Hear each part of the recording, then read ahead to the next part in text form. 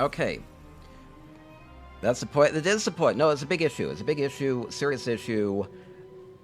Consolidating a lot of thoughts today about what we've talked about, what I've seen from people and discussing things, and I know a lot about this stuff. So, what are the main concerns? Is there a crisis? I believe there's a crisis.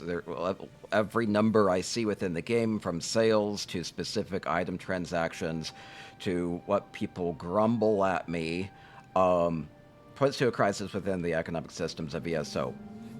And that's not good. That's not good for the Elder Scrolls Online, for the state of the game. You can even see it in things like the number of people on the Tales of Tribute leaderboards. There's direct things that indicate that player base is stagnating, and reversing course on this is important.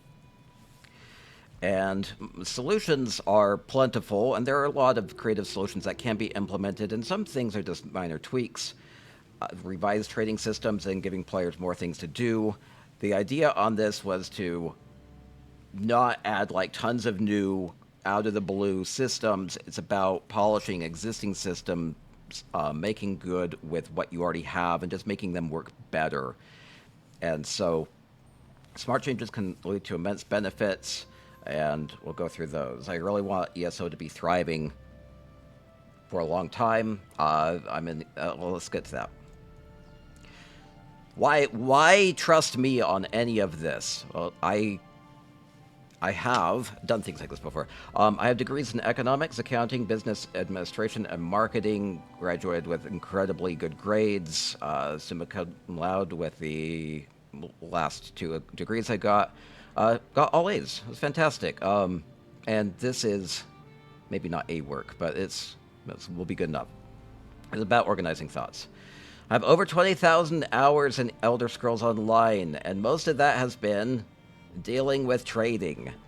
Whether managing a trading guild, which I've led since 2016, or just personal trading, I'll spend a lot of time in spreadsheets, analyzing trends, and doing well with it. I've probably made billions of gold over the years, and it's been fun. And my concern is the vibrancy that had been there is no longer there, but things have never really been fantastic, and I would like ESO to have a fantastic system. And then I've always been interested in other trading mechanics in other games. Even had helped make some games in the StarCraft 2 arcade editor, and the focus on there was on reward systems. So, and as an ESO stream partner, I have I'm very vested in the success of Elder Scrolls Online going forward. And hey, I have a baby coming due in about a month, and I want to be able to do well with what I do with streaming and content creation. And I'll be honest that it's frustrating and concerning to see lack of progress on a lot of these issues. And so I would like ESO to be successful. Stopping a trading guild? No, no, no. It's about making things work well. And I have a very positive vision of the future of ESO. Hopefully that will be demonstrated here today. And, I always say that ESO has a lot good going for it, especially housing. I love what all you can do with it and can really bring people together. How can we build on that? How can you take the successes of the last 10 years and ensure that things work going forward? So, emotes are appearing on the screen. Oh, the emotes? That could be, like, I could make them a little smaller. Oh, meat markets, conquests? Yeah, that's an issue. That part of, I have a slide about guild trade tools and how to accommodate them. Let me make the emote wall smaller or move it over. I mean, it's okay. I like your reactions, though. Do you feel welcome to spam reactions? It's just, they don't need to be, like, there a million times over. That's fine. Reactions are fine. Yeah, and you can yeah, I have lots of spam. I like spam. Spam them. Spam, that's not right. Spam. Wait, is that right? No, wait. We have lists of commands there. Okay, I need to make sure I don't accidentally log out. Hello, hello. Okay, let's keep going. So, approach on this was trying to get to the root cause of what's going on. And in doing that, I discovered a lot of things regarding why trading doesn't work very well with an ESO, and a lot of that had to be going back to what I learned in college regarding how do people trade, why do people actually engage in commerce, what are obstacles to that, and a lot of it has to do with basic economic fundamentals like transaction costs and opportunity costs, and you can see that the systems are not really well designed to accommodate trading, and so I have a lot of solutions based off of that. So I went through every single system, looking for ways that value could be added, that people could be more engaged, and that people could have a better experience, and 30-day listing. I don't. Well, that doesn't even make it into my top 60 list here. We'll get through this. Moo. Okay, let's keep going. So one thing to keep in mind with this, especially since I've helped to make games before too, thinking about technical feasibility. Lots of this would be, I don't want to go with anything like make miracles happen. Thinking about what is actually technically feasible. That could just be tweaking some systems here and there, adding different menus, rearranging UI, taking current things and using them as templates for other systems. So thinking about also how people would actually react to certain changes and how you can make sure that the reaction and any negativity from how people might react could that might outweigh the benefit. So making sure that things are beneficial and work well together. And a lot of this is led by insights from ESO's streaming, as well as chat interactions within my guilds, and I feel like I have a lot of insights based off of that, and then also I wanted to keep in mind a desire to preserve uniqueness. Part of me would just want to say, hey, let's just throw this out, go with a centralized auction house. And I don't think that's the right approach for ESO. I want ESO to have something special going on. And so the idea on that would be preserve what's interesting about Elder Scrolls Online and keep it unique. But also looking for ways to streamline things. And then really wanted to tie in monetization whenever possible. I feel like money speaks, and that if the ideas here are worth implementing, would make the studio more money, would make the owners and shareholders more money, then these sorts of things are more likely to be added. So, and I think I have lots of suggestions that would allow for increased monetization. And then also, I am optimistic based off of what we saw with the Update 44 Battlegrounds overhaul, which is ESO has often not been willing to make large changes, and the overhaul of Battlegrounds makes me more optimistic that they're willing to make the large changes necessary to get the game in a better state. So that's at least part of my thinking on how I went about looking for problems and looking for solutions, and then I can kind of get through that. So my conclusion was that there are four main. Before I get to the solutions, I feel like it's good to address the actual problems. Four big problems. There's lots of issues. There's lots of issues that could potentially be addressed, but four critical problems that need to be reversed and need to be addressed more quickly. And so one of them had to do with the crown gifting fiasco, where there had been the chargeback fraudsters taking advantage of the system and trying to sap players of money and sapping the studio of money, and that's bad. So in the reaction on that probably went overkill. And then the thing I don't know about this is what is the state of that problem, and are things good to go, and things like that. So the main issue with that was economic liquidity. My thesis on this is that crown gifting was a major source of gold sloshing around in the game. There was not a lot to spend gold on in the game, but if you can get crown gifting where it's like, oh, well, I can save up a pile of gold and somebody's willing to gift me things and I give them a pile of gold, the people doing the crown gifting then immediately put the gold back into the market because they're interested in purchasing things, and it keeps that economic engine rolling. So you get a lot of gold sloshing into the economy, and then people are really incentivized because they can buy anything from the crown store with their in-game earned gold, and so there's a good incentive system, lots of liquidity, and that ground to a halt in the fight against the chargeback fraudsters and the gold sellers. So that's a critical problem. And again, I hope that there's a lot that's been going on with tackling that behind the scenes.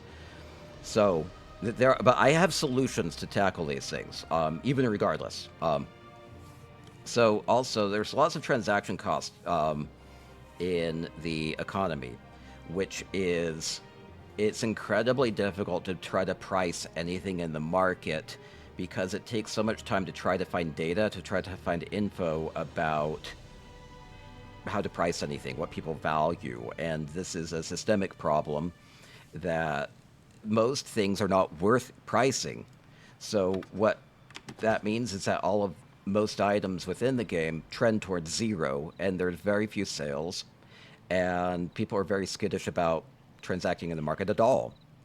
So prohibitive transaction costs. Another critical problem that I discovered was that the entirety of the guild trader store system, the guild store system, is that it's trying to push items. People get items, they acquire items, and they try to then just say, hey, buy my stuff.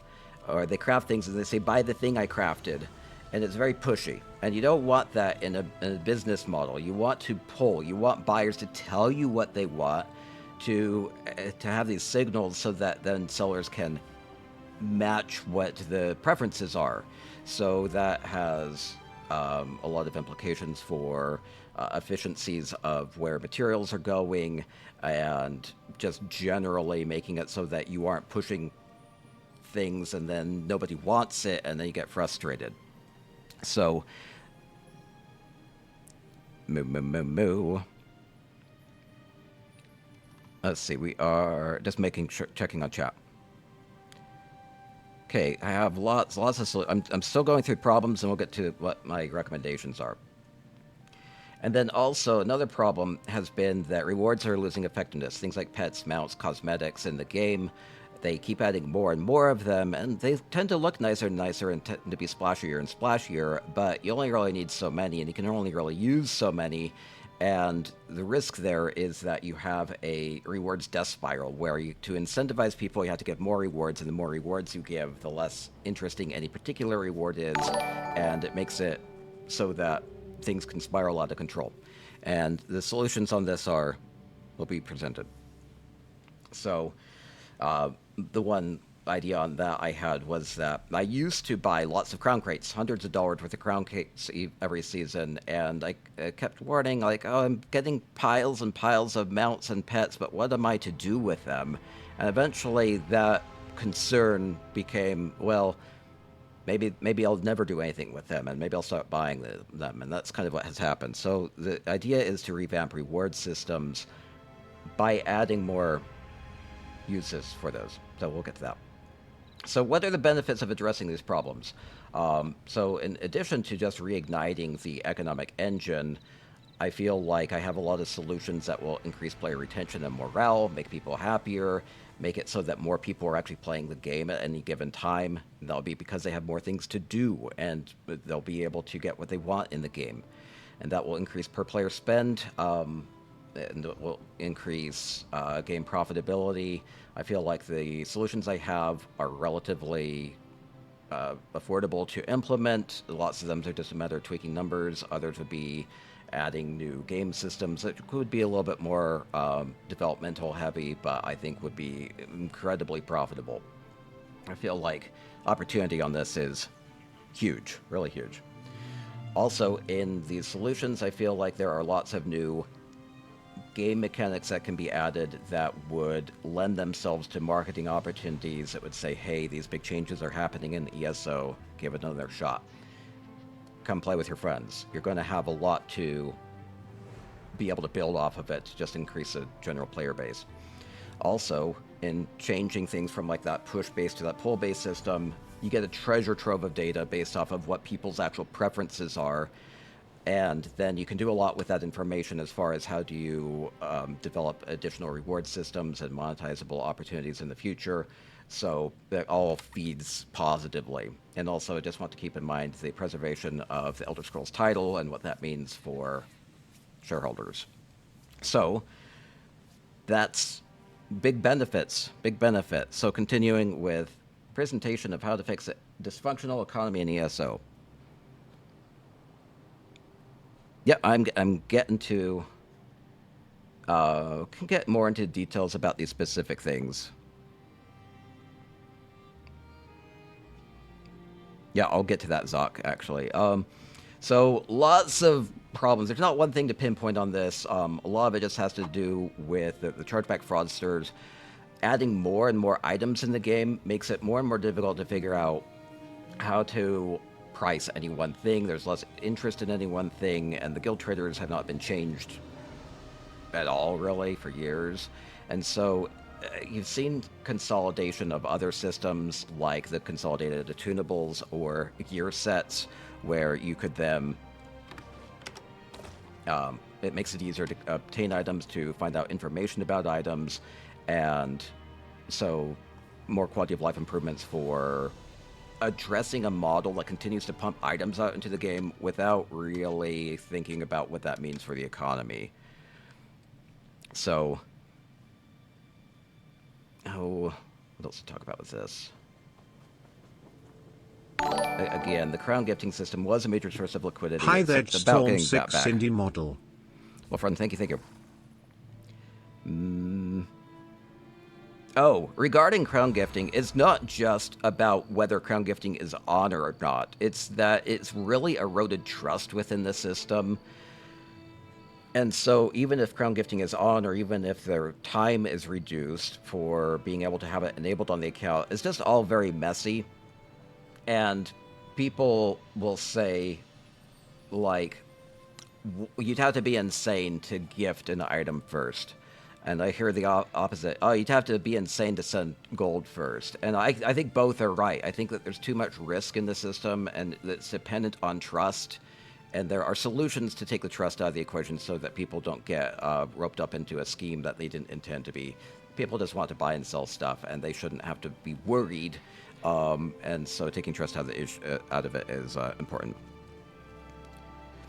So, again, with the trading system, too many things have to go right. You have to try to figure out what people might be willing to pay for something, price things. You probably get bounce back mails from expired items. It's very dependent on guild traders being in the right spot. There's too many things that have to go right, and you have to be dependent on these third-party websites or on add-ons. They might not be reliable. Been increasingly discouraged by how ad-ridden the third-party websites are for trying to price anything or find anything to purchase. And a lot of this would have to do with increasing and lessening the dependence on that, which would, for the most part, be a huge improvement for PC, but an even greater improvement for console players.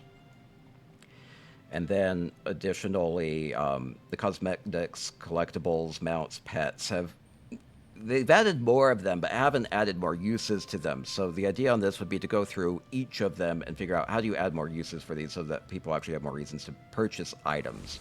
So, want to buy set? I'll get to that. Olipo with her, hey, get a moo in. We're going through how to fix the economy. Moo. And then there's just lots of other problems. Besides the critical problems, the four big ones, just generally players, Rich said this, give players more things to do. And they haven't really delivered on that yet. I feel like they are maybe still figuring that through. I have a lot of good suggestions here based off of not spending a lot to develop them, but just building off of current systems. Give players more things to do. And the more robust trading system itself would be things that people could engage in and have more things to do as far as going around and, well, we'll get to the ideas. Other big problems is it's very difficult to maintain a trading guild, to build one up, to recruit, to track everything without tools in the game. And we see that. We see more and more trading guilds folding. We'd like to stem the tide of the traders falling apart. That's not good. Unfortunately, thank you for the prime. We'll be doing some giveaways at the end of the presentation. I'm going to try to keep moving through, though. And then also, a lot of the latest updates have put excessive pressure on inventory management. It gets more and more difficult. There are more and more tens of thousands of items thrown at you, and you have less and less space to store anything. Alleviating some of that pressure. Hi, I'm Jay Hart, and welcome to my TED Talk. In smart, yeah, pretty well. TED Talk. In smart ways would go a long way. And then also, kind of a big thing, because I feel like the crown gifting system is largely dependent on wealthy players pumping money into the game. Make it easier for them to spend money, and a lot of that has to do with re-enabling crown gifting in creative ways, as well as other things in the game that might not stand out. I learned basically from chatting with people that are interested in spending more, but what holds them back? So the idea here was to polish existing systems. I do believe in the concept of continuous improvement. You continually look for ways to make things better, which is a little bit of a different approach than sometimes I see, which is to move on from a project, let it rot. I feel like there's a foundational rot within ESO, and the foundation of the systems within ESO need to be strengthened. You can't continue to build on something that's weak.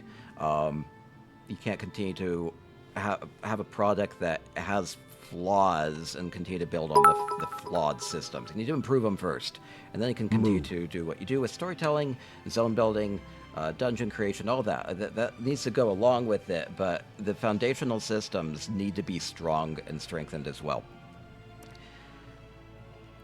Moo. Thank you. Okay, continuing along, and strengthening the foundations, and then also ensuring that the execution matches the visions. Lots of times, they're good ideas. Let's say the group finder. Group finder was a fantastic idea, but the execution on that, the implementation of that, didn't really match vision, and it's not utilized well because of UI challenges and things like that. So make adjustments, improve things if they're not living up to your vision, and be sure to execute well. Moo. Oh, you got the recall. Oh, you need a cow skin too.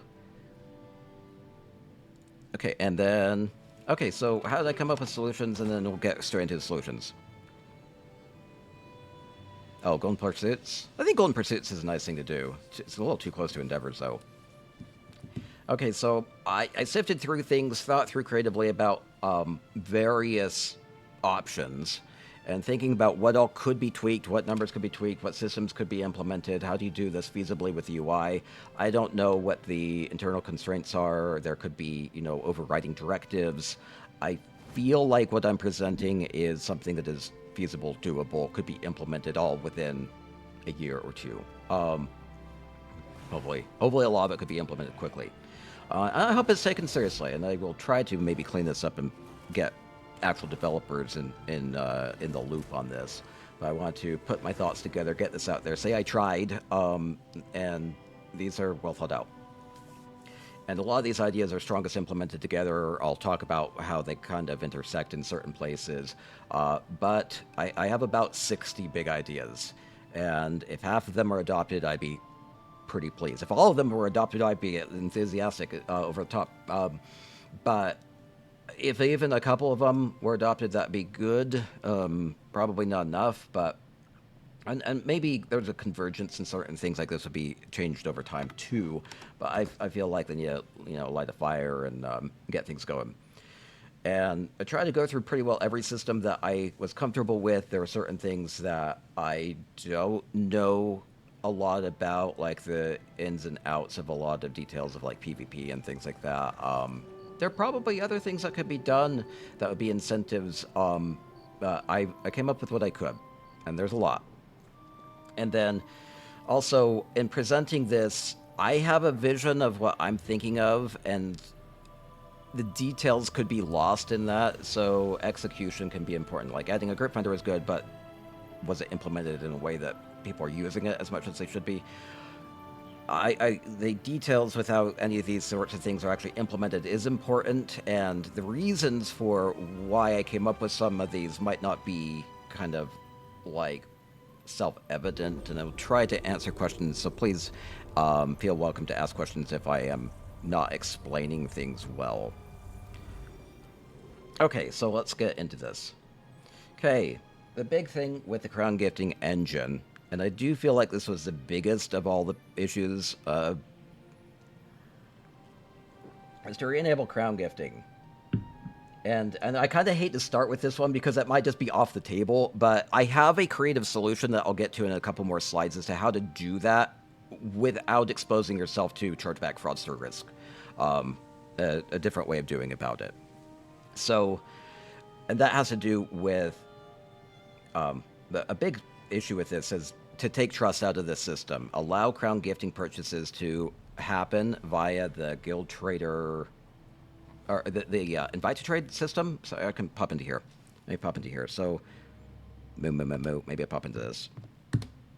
Okay, so let's say, is that going to be showing? Yeah. So I could go just invite to trade on a person. Oh, I need to find a person. Ha ha ha. Okay, invite a person. So, dang it. Right, they're here.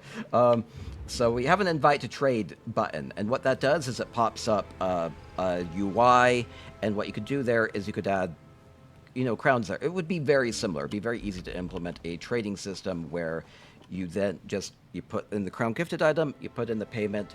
It happens in one go so that you don't have this weird. So it ensures it's a two-sided transaction, right? The risk is that somebody might send payment for an item, and then the person fails to deliver on the gift. Or the person sends the gift and then never receives payment. And then that becomes a big ticketed customer support ticket fiasco. Nobody's happy about that. So an alternative to this could be a COD system where you could go to gift an item, no expired items, of course, and kind of like how you do here, where you have an item, you can do a COD where you attach a crown gifted item, and then you request that the payment be sent back through the mail. So there's at least two good solutions to allow for crown gifting transactions to happen without trust in the process, to ensure that two sides of the transaction actually go through. So that's two ideas. And then also, I'll get more into this, but an auction system in which you can gift items onto a system that would then allow people to bid up on things would allow for people to effectively sell crowns without having to connect with a buyer through like a third-party Discord, and the difficulties it is to try to find a buyer at a price that you're both willing to meet. You could just throw it onto an auction system and get a fair value for your items, your crowns that way. If gifts like outfits would overflow. I feel like those sorts of edge cases could be worked around. At a minimum, if there were any issues like that, what it could do is overflow back into your own gifting inventory. I don't feel like that's an optimal way of doing that, but like you can have, if something didn't work, it could potentially go back into your gift inventory. I might even have some things. I don't currently. No, I do. I have a random shivering cheese from a while ago. Well, I can send it whenever.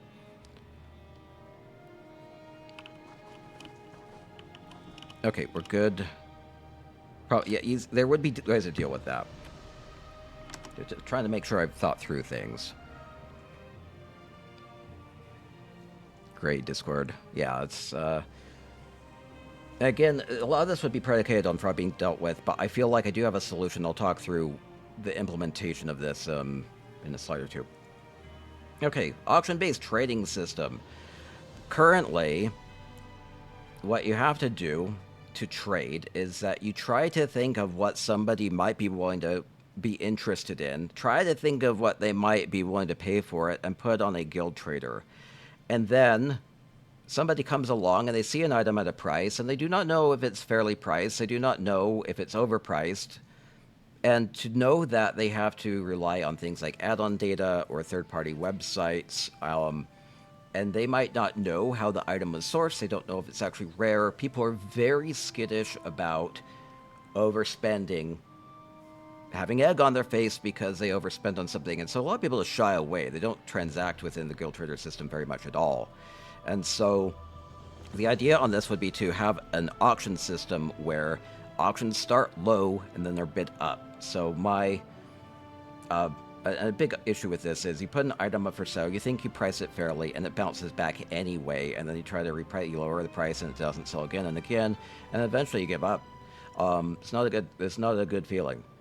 So the idea on this is it will guarantee that you have sales on at least somewhat interesting items. So my thinking on this would be to have a system in which you start at a non-zero price. It could be as low as 100 gold, but I think like 500 or 1,000 could be a good starting point. And then every bid would increase by about 15%. That would ensure that people get it up to about a non-flippable level very quickly. You lock in your price, and then you could even make it so that a seller could be like, okay, this person already bid this up to about market value. I'll just go ahead and accept it early.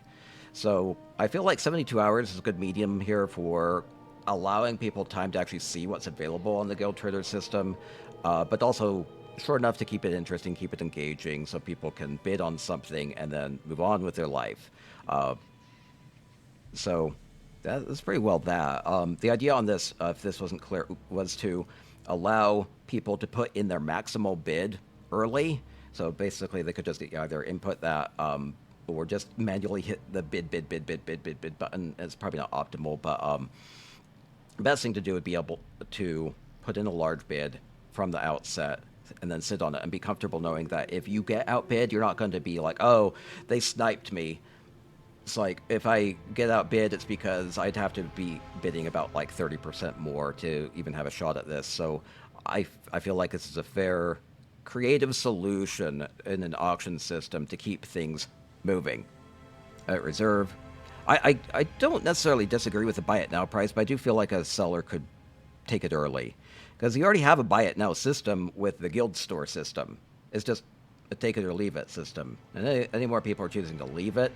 You don't necessarily have to have a ceiling for it. You could potentially add a ceiling. I wouldn't advise a buy it now price, but it could conceivably happen.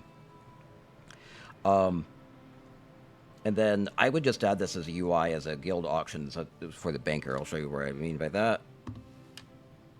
Make an offer option. Yeah, there's a thing with that too. I'll get to that. We'll get to offers. Buy it now price. Oh, because they might want something early. They might want to make sure that they get the item early. They already have the guild store system for that. It depends how much you want people to shift from the guild store to guild auctions. You could have a buy it now price. That could be fair. So basically, you have guild bank, guild store, guild auctions. Just right there, right there. It'd be easy to implement. Gonna get matrix in my face. All the rest of the stream probably. It's fine. So, any big questions about that? Coexisting. Yes, it's about adding new systems, and this is much more. It's less reliant. What this allows is for buyers to be determining the price instead of sellers trying to push a price. I feel like that's a better approach to trading generally. To not be reliant on sellers setting the prices on everything. It's like eBay solved this problem 30 years ago. Kind of that. I don't think it should be like bid snipey though. That's why I encourage a large upbid to be able to outbid the previous bid. And then if you get outbid, you get a mail saying that you were outbid. You could go figure out which one that was if you really did want to bid like 30% more to ensure that you were then the top bid again. And I feel like it'd all be accommodated. I don't think it needs to be more complicated than this. But there are probably other games with other good auction systems that maybe they could borrow from. I'm not super familiar with other auction systems in other games. But I feel like something like this would work very well for ESO, and that's the thing, is it's not about necessarily just copying other games. It's about coming up with something that works for ESO, and I feel like this works well for ESO. We dabble in this. Moo. And again, this can build off of the guild trader system where you would access this through the guild traders in the game. You go up and walk up to them, and you can... here, I'll do this again. So you walk up to these, guild trader, and it would allow you to access the guild auction system. So again, here you'd have guild store, and you'd have guild auctions for the guild, right? Oh, it's all the thing. Amazing. Are you going to go undermine my thesis by going and buying everything I have up for sale? Perfect. That'd be wonderful. Yeah, go make that happen. I've sold so little lately, and I've only been trying to keep my prices reasonable. Okay, we are. Okay. Along with that, here's an issue. With having sellers and buyers, that trading system is a good improvement for pricing.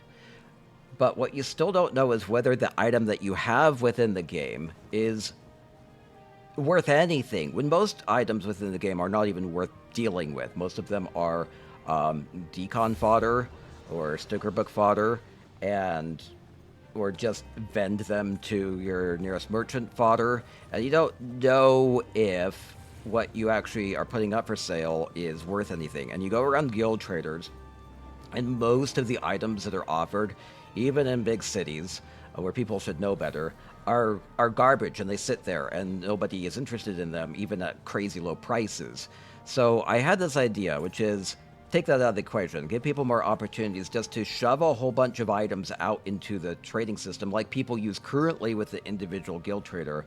And my thinking on this was, there's this vendor in Belkarth that is complaining about having a wagon full of goods and nobody to buy them.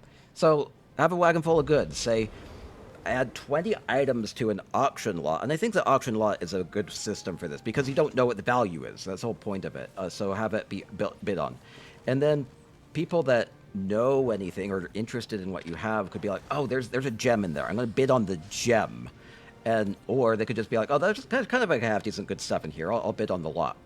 So the idea here is that you add like 20 items within an auction, and then you're going to sell those 20 items, move 20 items out of your inventory, get some value out of it. And you don't have to know a thing about the market. You don't have to know a thing about what's valuable. You just let the buyers fight over it. Inventory, I feel like that's a wrong approach, and we'll get to that. Taking up space, I feel like that's a really negative approach to this, and I'd really rather focus on positive visions of how ESO can be fun and engaging and enjoyable, rather than intentionally bad. If that's how the designs are, I don't want to be talking to the developers that want to have the game intentionally be painful. I don't think they necessarily do that. I have a positive approach to this. I feel like more inventory solutions, as long as they are technically feasible, as long as they are something that are not big drains on performance and server space, things like that. I feel like something like this could work well. And on that note, I even think for the sake of history, you just say X player sold 20 items for 5,000 gold, and it doesn't have to list all 20 items for the sake of history. And I feel like it could call this guild multi-auctions or guild wagons, and again, that could be very similar to guild auctions. Yeah, deleting too much, but that's the thing. You don't want to be burned by deleting something that you then find out is valuable. Let's go on. But I feel like they would get bid on at least at a deconstructive value. People value things even for deconstruction, for the materials that you get from those, for the inspiration learn, or just to get alts going. You just delete whatever and don't touch trading. See, that's the idea on this is to make this more accessible for players that don't currently have very much info to go on or don't run the add-ons. It's a huge chore to maintain the add-ons. We'll get to that too. So the idea on this could be you have a guild auctions, potentially guild multi-auctions. I also could imagine this being like, if you pull up guild auctions, you could have a guild multi-auctions tab or a guild wagons tab up here. There'd be ways to accommodate that. I do feel like it makes sense to bunch items together. Yeah, and this would allow, and a good point of this is this more fun for buyers? I believe it is. Instead of going and looking at a a whole bunch of things that you have no control over the price of. You're taking it or leaving it as a good deal, and maybe you stumble across good deals, but for most part, things that are left on the guild traders are overpriced.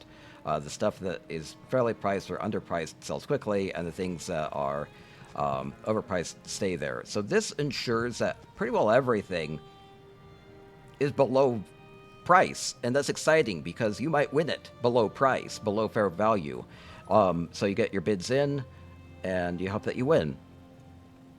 And same with this. You can search for interesting items within these wagons, things that you may need, and have fun with it.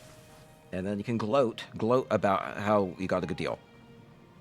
So that's a big idea, but I think it would go. Oh wait, I'm not showing this. Crap.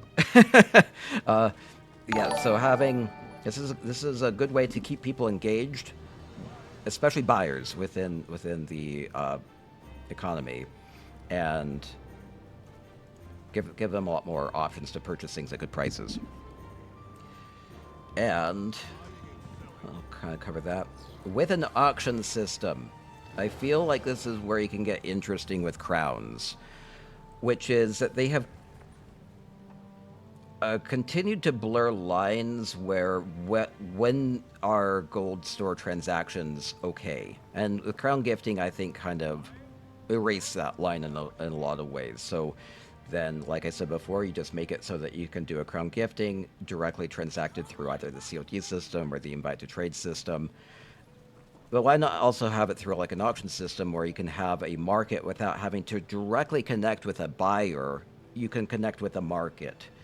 Would have a lot more liquidity. You'd have a whole bunch of people willing to buy things from you, and you don't have to necessarily reach out to them directly. And so it's going to all be built in within the system. Basically the same thing. You take crowns and allow them to be placed on a trader system. People could have 72 hours to bid on it, and then people could, the seller could potentially just immediately accept the offer if they feel like it's fair. And same deal, you have these incremental prices so that you get it up to a point where you think you're comfortable that you would be happy winning. And if you don't win, that's because you didn't bid enough. You could keep source anonymous. You could do things like that. Everything in the game is really open with names and everything. That would be a different issue. So currently, all of the names are out there, and whether they want to continue with that would be up to them. Yeah, that's the thing. It's about caring, and making sure that, make it fun, make it easy, and make it exciting, and make it so people have incentive, things to work toward in the game. Things to be like, I can do this. I can do my daily crafting writs. I get X amount of gold each day, and then I can eventually work towards this crown item through the gifting system. I can see exactly what people are winning these bids at, and it's exciting.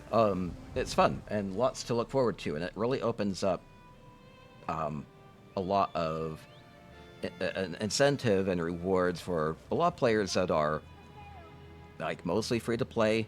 But that's kind of an important thing. You want a strong player base. And they'll spend on a lot of other things. They'll spend on ESO Plus, they'll spend on chapters, they'll spend on DLCs, they'll spend on occasional crown store items. But then there's also the people that would be also interested in the trading side of things, but they need gold, so they're willing to sell a lot of crowns into the system. So you want both sides of that to be good. You want the crown system, the crown store offerings to be strong. You want the tradable items to also have unique things and interesting value there too. Guar's trapped in. I bought the Guar trapped in an egg. Moo, moo, moo, moo. More money and more player retention. And I feel like this system, with increasing the bids, ensures that things move quickly and are fair and don't require too much from players, because that's the problem. The current bidding system, current trading system requires too much from players. They have to know way too much about things that they don't need to know about, and they get that information from unreliable sources, or even just historical data isn't necessarily reliable, so this keeps things fresher. Another big system.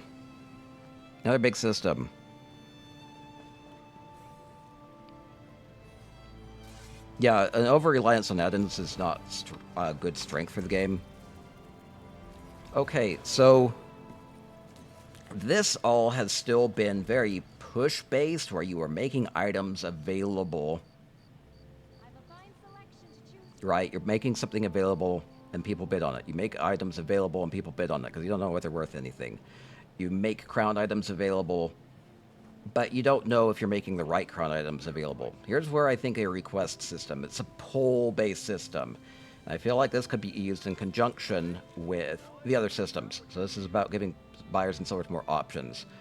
Have a consolidated crafting UI, basically have every single crafting table, there's about 7, where you can craft an item and then say, I would like 8 of these tables, and I'd be willing to pay 300,000 gold for 8 of these tables. So you throw the gold onto this request, and then you put it up on the guild store as a bounty. So here's how, basically the same deal. And this is where I think things get really exciting, the pull-based system. So you go here and you get guild bounties. Guild bounties. So guild store, guild auctions, guild bounties. With guild bounties, you know that the gold is there. If you can craft it, and if you like the price, you can accept this. So the idea is that you can accept the bounty at the given price, and then you would have a limited amount of time to go and complete that. And so once you complete it, it's basically be treated as a quest within the, basically use a quest UI for this. And then the item gets shipped off to the person that put the bounty up, and the gold is relinquished to the person that crafted it. So this is fantastic for crafting. A huge benefit of this is that anybody would be able to accept the bounty and sell items without necessarily joining a trading guild. So, you know, you wouldn't have to even be in a guild at all to be able to participate in the system. You go and you request the item that you see on the guild trader from the guild bounty system, and you can sell your items or craft an item for a buyer, and then you can profit off of that. Or maybe you just have excess inventory and you're like, oh, I have these extra furnishings. Maybe I'll see if somebody has a bounty where I can get something out of it instead of nothing. And apparently, wow, something like this in the battle pass. Fulfilling crafting orders. Does this align with that? I came up with this from scratch, so this is just something I think would work within ESO. Maybe WoW has certain different things that they do with it. Do they have like a decentralized system? All of this is still working within the confines of a decentralized guild system, where you have hundreds of different traders and hundreds of different stores to access. And so it'd be hundreds of different stores and auction homes and bounties lists. Bounty board? Okay, well, maybe they could take some cues from that, but it's a good idea. And then here's... Oh, and then also, I feel like a bounty system could be applied to other non-craftable items as well, as seems feasible. An obvious good... suggestion on this would be to add like motif pages where you could say, I need dreadhorn chests, and I'd be willing to pay this much for it. Then you could have that, because it could be very difficult to track those down, especially on console. So this is thinking through console, is that you might go through all 200 guild systems, trader systems, and not find the motif page that you're looking for. It's a huge pain point. It's a huge transaction cost, and then people shy away from it. So saying, hey, I need this, and then potential sellers can come along and be like, I will go farm that, or I have it on me. Then you can make that available. And so the one thing, ripboards, it wouldn't necessarily have to be through the guild traders, but I do feel like this is stronger through the guild trader system because it keeps things decentralized. But this could be centralized. I'm not recommending that, but I feel like it could be if it would be stronger that way internally. Yeah, want to buy. Yeah, that can be an issue too. Like, connecting, a lot of this is informed by my personal experiences, which is trying to get want to buy crafting orders is a pain in the butt, and so many things can go wrong. And the idea with this is that you go into a crafting UI, And kind of like how they have the quest features with doing writs and whatnot, where it has like quest only or whatnot, you go to create a thing, and I'll make icon fishing. You go to create a thing and attach a bounty to it, or you go to create gear. I feel like this is really strong for gear. Let me talk about that actually. Is that there's no mistakes with it. So you say, I want... let me try to come up with a crafted set. I want this exact Order's Wrath set piece with this enchant and this style, in this trait, in this level, in this quality. All of those are just numbers in a string. And so what that would allow would be for you to exactly match what people want. I try, and experience with this is, if you try to craft gear for sale on the market and you were pushing, you craft a thing and you try to push it onto the market, the idea that you are going to exactly match up with what your buyer wants is minuscule. There are, what, billions, trillions of iterations of combinations of these, and you just try to kind of guess as a seller what to potentially push onto a potential buyer, and then that buyer actually has to come across your item. And so getting, especially gear crafting, made to spec and facilitated by the system so that no mistakes are made, it'd be a huge boon to crafters. Like a worthy evaluation. People would have to kind of use their judgment on that. And here's what I have a suggestion on that. Yeah, you look at about 10 traders and then stop looking. Yeah, imagine console where you're looking for like hundreds. So I have additional insight on this, which is that you could accommodate counter offers. An issue with what I have here as a bounty is it's still putting it in the buyer's court as far as how to price anything. So, but they kind of had to know the relative value of this, and they want to make things available at something that would actually induce a potential crafter to make the thing for them. So they're probably going to go a little bit above market. But what if you don't know? What if you have no clue how much it costs to craft anything?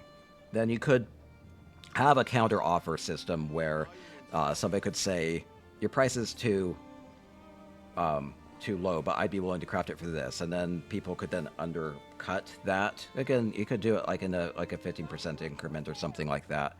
So that this gets a little bit more complicated, but I feel like something that could work if the system weren't working as well as intended.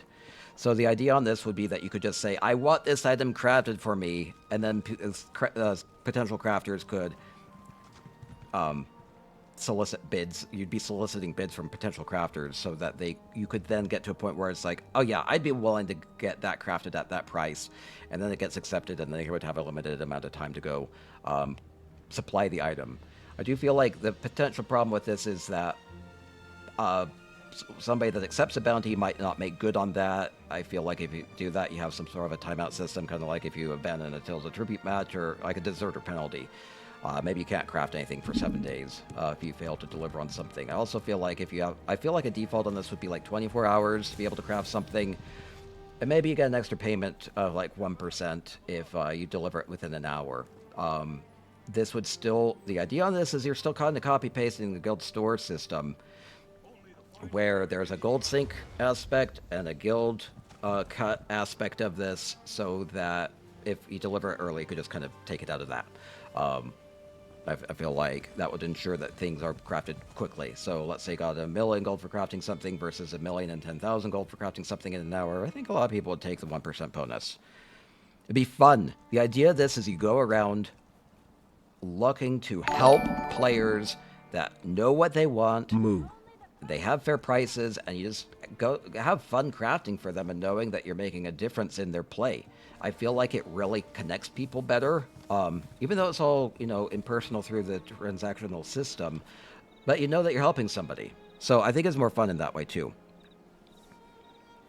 Moo. You could always price too low. I also feel like if you price too low, a potential crafter could say, hey, I'd be willing to pay this much for it, or give for this. A lot of work that demands quality and implementation for a 10-year-old game. Oh, I feel like all of this is feasible within ESO without getting too much into the spaghetti code. Like, I know that's a concern, but they've been putting more resources into the game, as far as I can tell. My understanding is that with shufflings going on within the studio, they have more developers working on Elder Scrolls Online, and I feel like that would be a good opportunity, and you kind of see that with Update 44 Battlegrounds changes, which is they put a lot of effort into a major overhaul, and they can do major overhauls of other systems to actually make them functional. The current in-game economy is not very functional. It never has been, and it's incredibly weak, especially right now. Kind of answering questions along the way. Okay, continuing with presentation about how to fix the economy. And I think big guild trading system overhauls would go a long way between an auction system that wouldn't take very long to get up to a fair price, a wagon system in case people don't know what to even sell, and then a crown store item system to allow people to have liquidity and to aspire to get things on the crown store. And because most of the good stuff is on the crown store, and so if people have incentive, they'll do the things in the game that they need to get the gold to be able to get the things from the crown store system. And then an item request system would be more of a pull-based system instead of a push-based system. It's friendlier. You know that you're helping people. You get fair pricing on this, and it can all be accommodated within the system so that there aren't mistakes made. And it really reduces transaction costs in trying to find a potential crafter, and then so much can go wrong. So, okay. And with that, I also feel like making the current store system work better is on the table. It's not just saying, hey, the guild store sucks, let's throw it out and add additional things. Also improving the functionality of the guild store. A big problem, and I've harped on this for years, has been the issue of negative externalities regarding guild trader sales history. And this is one thing that I feel like people are controversial because they like everything for free all the time, is to add a nominal listing fee for guild trader. I'll go find a... Oop, wrong button. I'll go find a example of this. Let me look at guild sales. Just guild sales. Oh, this doesn't break my computer. Okay, this is fine. What ends up happening is lots of times people put things up for sale that they maybe should be consolidating better. I see some furnishing examples, and that's something. But here's an example. Like people selling these mats. They sell 200 at a time, 200 at a time. They could potentially be consolidating that. That's not the exact example I want. I'd rather go with something like this. Butterfly wings. Again, people selling stacks and stacks and stacks of these, when they could just be selling them one at a time. That's not the example I'm going for, though. Ruby dot ingot. That'll be a good example for later. Hopefully people within my guilds don't do this as much. Well, let me look at wax. Specifically wax. What ends up happening a lot of times within the trading system... come on. Too much data to process. Is that you have buyers... Here's a good example. You have buyers selling single items, and then sellers come along, and they buy them all. So this person... Here, this seller... sold 4 drag wax, or even more than that, and buyers came along and then buy multiple of them, when that could be consolidated. And the idea on this is, the fear is that it could potentially miss out because somebody might not need a big stack, even though you almost always do, and they have no reason not to. And I feel like giving even any reason, a nominal reason, would encourage people to actually stack sizes together better. Oh, hey, hello, people moving at me. So, at least a nominal thing, and I'll get into this too. I do feel like they could reduce the listing fee. So if they reduce the listing fee from like 1% to like 0.5%, but then add on a 50 gold nominal listing fee, it works out. And they can also, I didn't add this. You could add like a quest once a month. List something on the guild trader, get 20,000 gold. It will cover all the listing fees for the month and more, and encourage people to actually use the guild system. So cover that, make it not a thing, but make it something that marginally means that there's some reason to stack items because there are negative externalities. What happens with that data is that, and if things were different, if the game could just function with unlimited amounts of data, that'd be fine. But what ends up happening is all of those sales go into this lib trader history, and then to maintain the add-on functionality so that you had good pricing data, you had to sort through that, and that's extra time and effort and processing power, server space, and performance problems that are caused because people are not stacking things properly. And again, they can stack however they want, and there's no downside for them, but there are downsides for all 500 guild members. So that's post tons, and someone can just buy a certain amount. That could be a thing too. Would be the that could be a potential issue. I feel like the feasibility on that is questionable. If that were doable, I would recommend that. I totally would. If it were, you could list up 100 dreg wax and people could buy 2 or 3 or 8 at a time, and then so they buy 8 and it goes down to 94, and somebody comes along and buys 50, then it goes down to 54, or whatever the numbers are. I'm off. Yeah, and you could work down the stack. That could be fine. It might not necessarily be what the seller wants. You could even have that be an opt-in toggle, like, I agree. That's an idea that could be out there. I feel like the feasibility of that one is questionable, which is why I didn't include it. But if it were easily implemented where you could buy a partial stack size of something on the Guild Trader, I'd be totally for it. Totally for it.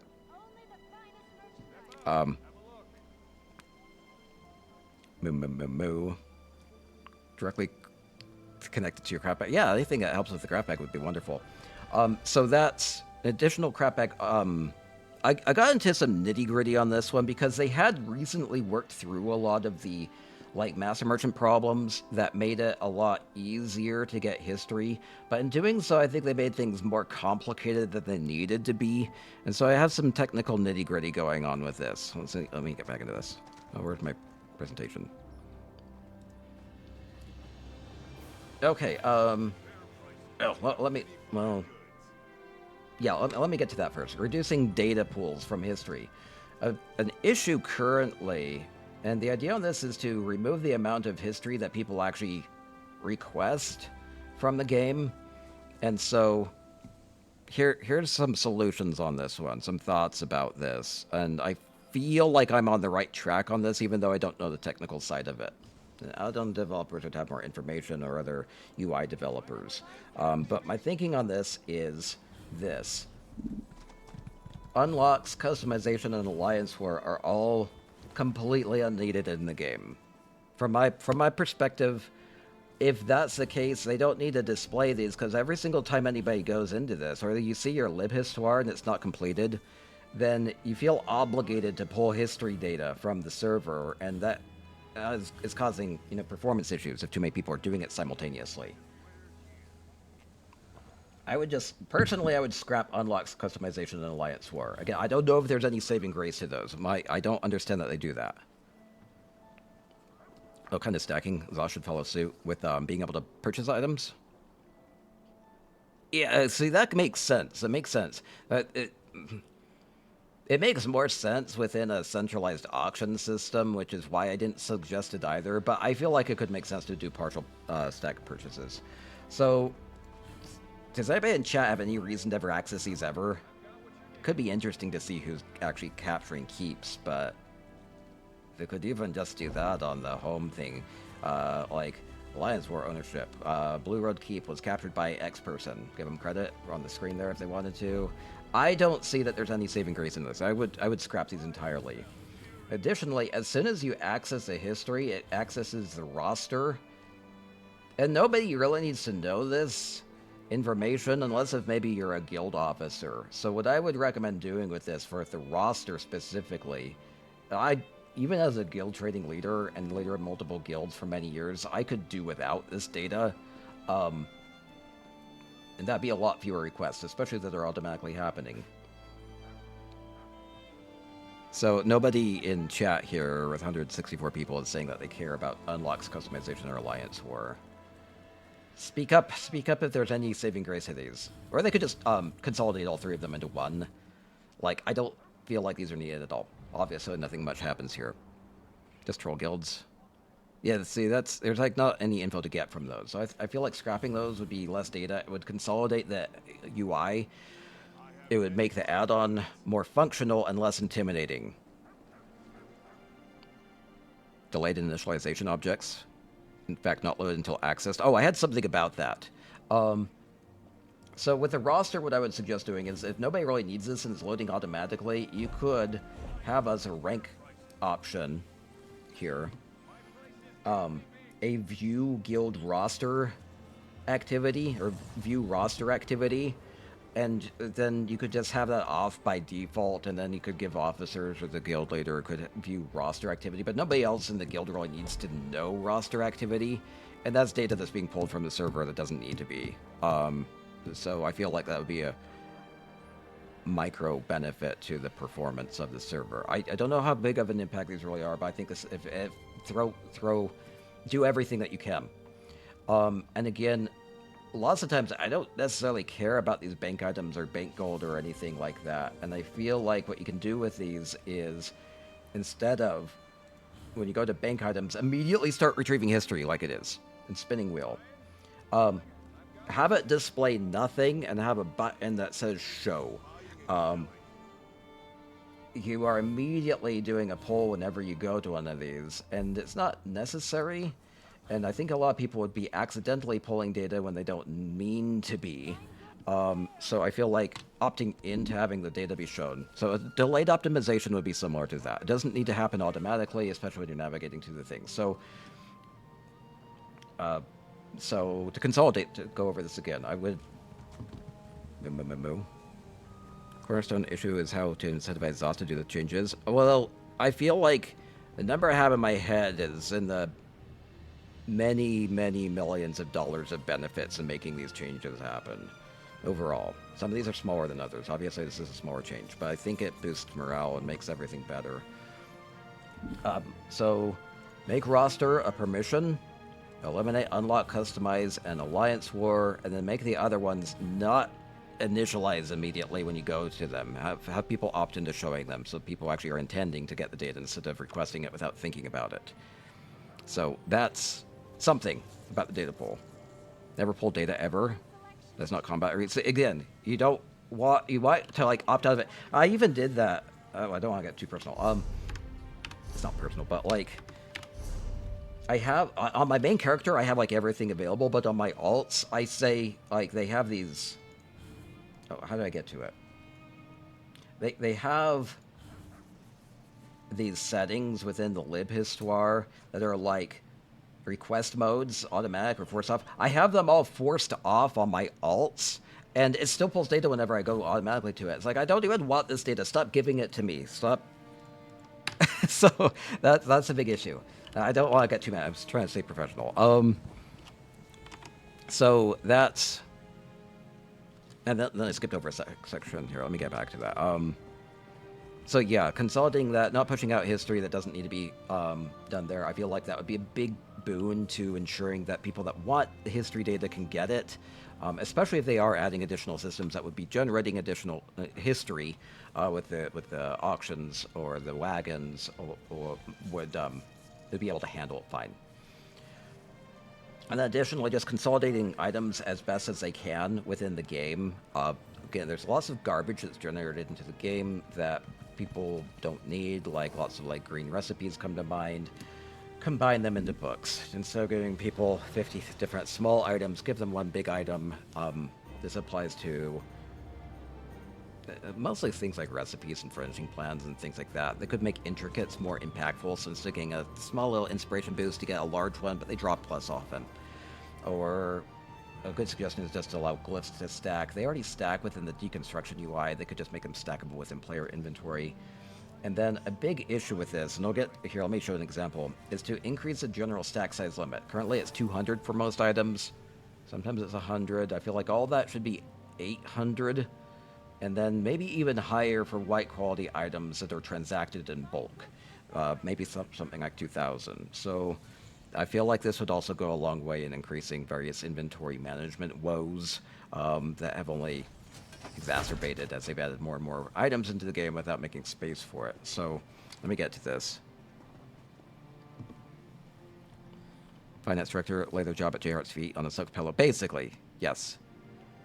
Yeah, force office for the... I understand that, but I feel like the functionality could basically be built into the base game. Okay, so the idea on this with the stack sizes, especially for... Oh, somebody's asking about motif. Oh, I shouldn't answer. Very important. Somebody is interested in a Crown Store item, and I should link it so that they potentially support the game. There we go. Okay. They wanted to know what chest I was wearing. Okay. Going into, say, rubedite. What ends up happening is very similar. A seller has tons and tons and tons of stack of something kind of garbagey. Most of the time, even as a stack of 200, these are not worth bothering to sell. So the idea on this would be to increase the stack limit. So even if it were like 800, instead of listing, 20 stacks, you can sell just a couple stacks because the same buyer comes along. So again, this is the same seller selling stacks and stacks and stacks and stacks and stacks would have to list fewer stacks to still accommodate the same purchaser. And again, this helps combat the issue of negative externalities and generating excessive sales history data, and would just allow sellers to be able to sell more items if they only have 30 items to sell. And they thought they could maybe tweak things like that, but I didn't think that was germane to the scope of this. So would be sellers can sell more, and they can have a bit more reason to actually sell things that they otherwise might not think are selling because of the high transaction costs, and actually listing an item, getting the pricing right, getting the stack size right. They can just put a big stack of something up and sell it that way. So larger stack sizes would go a long way in consolidating sales data and helping with that, and allowing sellers to sell more how they want when currently they hit that cap. And 200 seems to be not great. I feel like 800 is a good number because it's still divisible by lots of different numbers. And 1,000, you go into 4 digits, and that could potentially cause issues. They already have poisons that stack to 2,000, so maybe that's okay. So that's kind of some rationale in that. And we talked about the data history. Okay. So, a big thing with this was keeping decentralized guilds. I feel like centralization of search would be of benefit. So you could add an NPC to cities so that you could say, I'm looking for this motif, I'm looking for this furnishing. And the NPC could say, I last saw it in Bankarai, I last saw it in Varenfell, or here's the last 3 cities that I saw this in, or list them directly, or list the price as well. Then the development on that would be very dependent on internal wants of the studio. So, and trying to keep it so that it's more like a quest, keep it interesting, so that, again, the idea of the decentralized system is to make it more difficult to monopolize markets, and I think this allows people to at least have some confidence that what they're searching for is out there, and they can get it. And even, again, this could be built upon because a big pain point for people, even using like TTC, they find it on TTC, and then they get there and it's not necessarily there. Another way to think about this would be, this is basically TTC for console players. So it would be, again, you go and you know that the item is out there and you can go get it. And maybe somebody would beat you to it, but you can go check to the NPC again, right? That makes it a bit more fun. It allows for basically TTC-like implementation and access for console players, and people that are on PC that don't like using ad-riddled third-party websites don't have to do that. They can rely on this and have fun with it. It's a little bit more lore and RP friendly too, I believe. And this is, again, centralized search. Maybe not even completely centralized, but in a fun way. And then still decentralized purchases. There's still a transaction cost in going out and purchasing the item, so that it makes it more difficult to, for monopolization and things like that to happen. So keeping the flavor of the unique system of Elder Scrolls Online there, that had been a big thing with kind of going back. The economic system, I should have added this to credibility. The economic system of the Elder Scrolls Online with a trading system is what got me into ESO way, way back in like 2015. I thought it was interesting. I thought it was unique and different. I always looked at things within different games about how do they facilitate trade, and Elder Scrolls Online did it in a unique way. And I feel like that needs to be addressed, and it should have been addressed a long time ago. But getting into a deep dive of this, I feel like there are obvious shortcomings of the system that can be resolved with the solutions I have today. Trader assistant. I'll just note here that like the request feature would also go a long way in mitigating the need for this, where you'd be like, I want this motif page, somebody get it for me. That works too. So this would be a big impact, but it would be helpful. And then also, a big issue within the current guild trader system is that you have this pain point of you put things on the guild traders that you think are fairly priced, and then they bounce back to your mail as an expired item, and then you have to worry about them expiring and being deleted, and it's a pain in the butt because when you go to take the item out of your mail, it goes in cycles into your inventory or into your crap bag. You don't remember what the taxes are. Adding a relist option to the what am I doing? To the your guild listings would allow you to circumvent that. Relist option would be amazing. Save so much time in inventory juggling. Right. This is a bank. Well, I'm trying to keep it interesting. Thank you. And we do have a Gold Road collection giveaway I'll be doing at the end of the presentation. So you have your listings here. Again, I'm trying to push this gear. People have been interested in this before. They buy this stuff, but you know, I go really specific on the details on this, trying to find this market, a level 1 market, and sometimes it works, but for most part it doesn't. This would be so much better as a requested item. But the ability just to have an additional column here for relist that would just immediately pop up the information and encourage you to lower your price, right? You're probably relisting it because you priced it too high.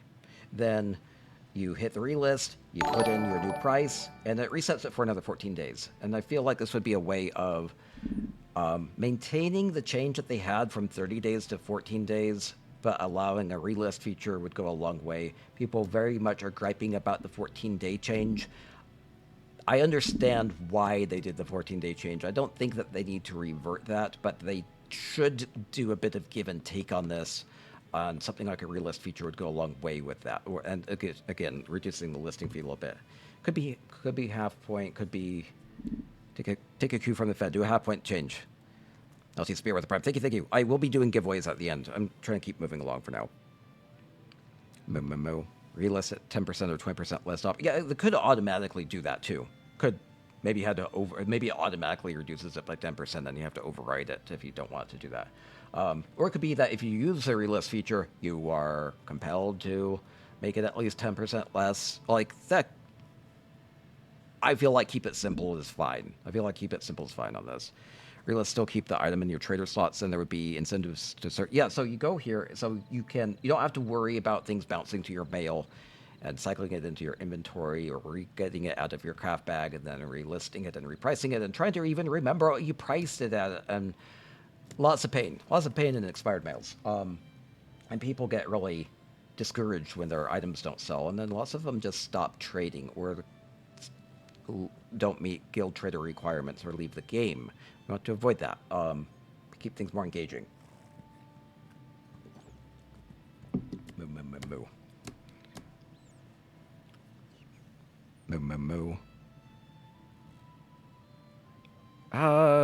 I don't think that maintaining I feel like the solutions I have, and I have a lot. I haven't got to the fun part of my presentation yet, by the way, which is the fun activities based off of current systems that I have as suggestions. Changes to ESO should be enjoyable. It shouldn't be that adding tedium to the game. This has been a big issue with.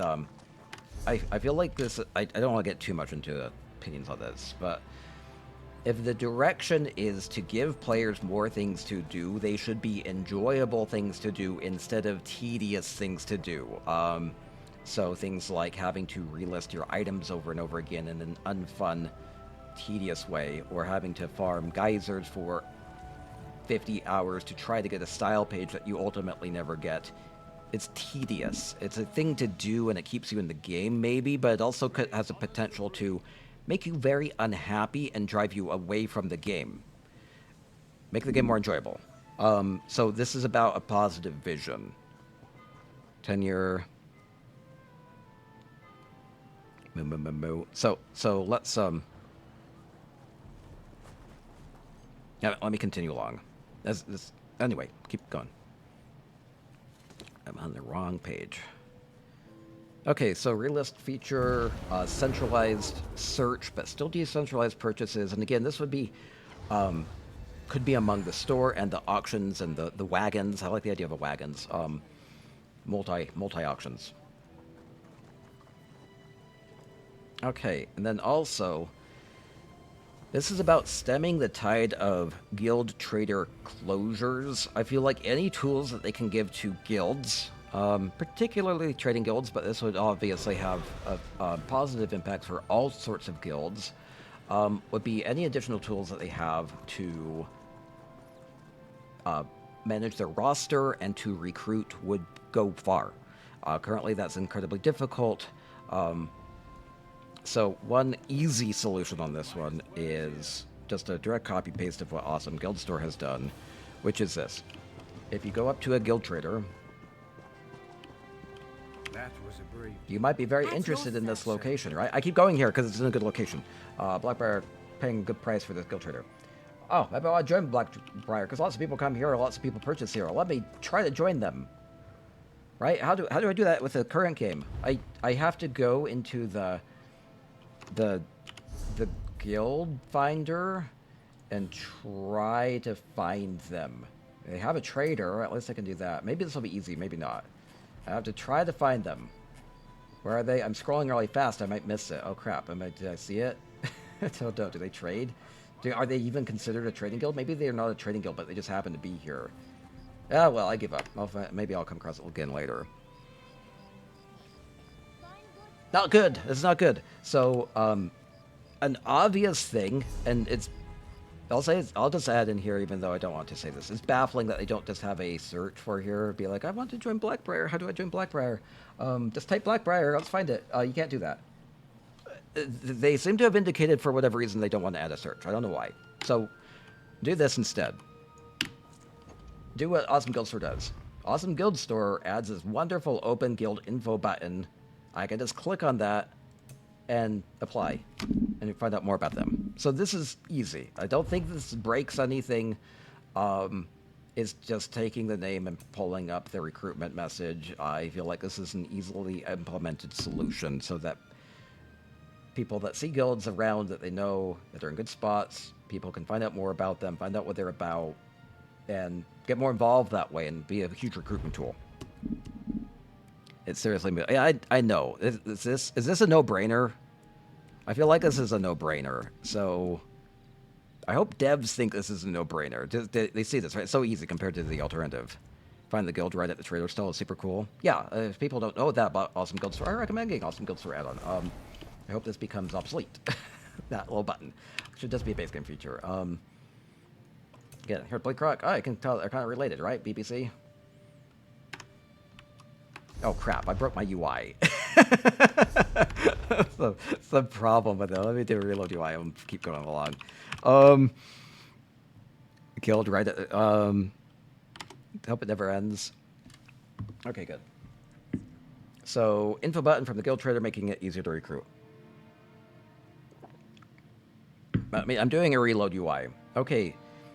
An additional idea on this is I often get requests for, hey, J-Hart, what are my sales for the week or the month? By the way, if you're running a trading guild, go to a monthly turnover instead of weekly. It'll make your life easier and it'll make things way less stressful for your guild members. Personal opinion. I did that for Spicy a ways back. I've not regretted it at all. So based requirements based off of 30-day sales instead of 7-day sales makes everybody happier.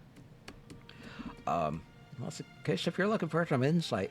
Okay, I often have people that don't necessarily want to go through the rigmarole of, going through, you know, the maintaining the add-on history and everything, because it's a huge chore. It's a huge chore to try to do the show more, get this all green, get Lipistor, make sure the add-ons are all up to date. Oh, I have all this extra data I have to get to just make everything green so I'm happy.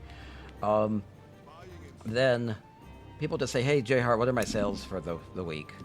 And people will be helpful, but a lot of people don't ask that, and they just like make assumptions, and they're like, oh, just assume I made enough sales, and then they get booted for the guild for not meeting requirements.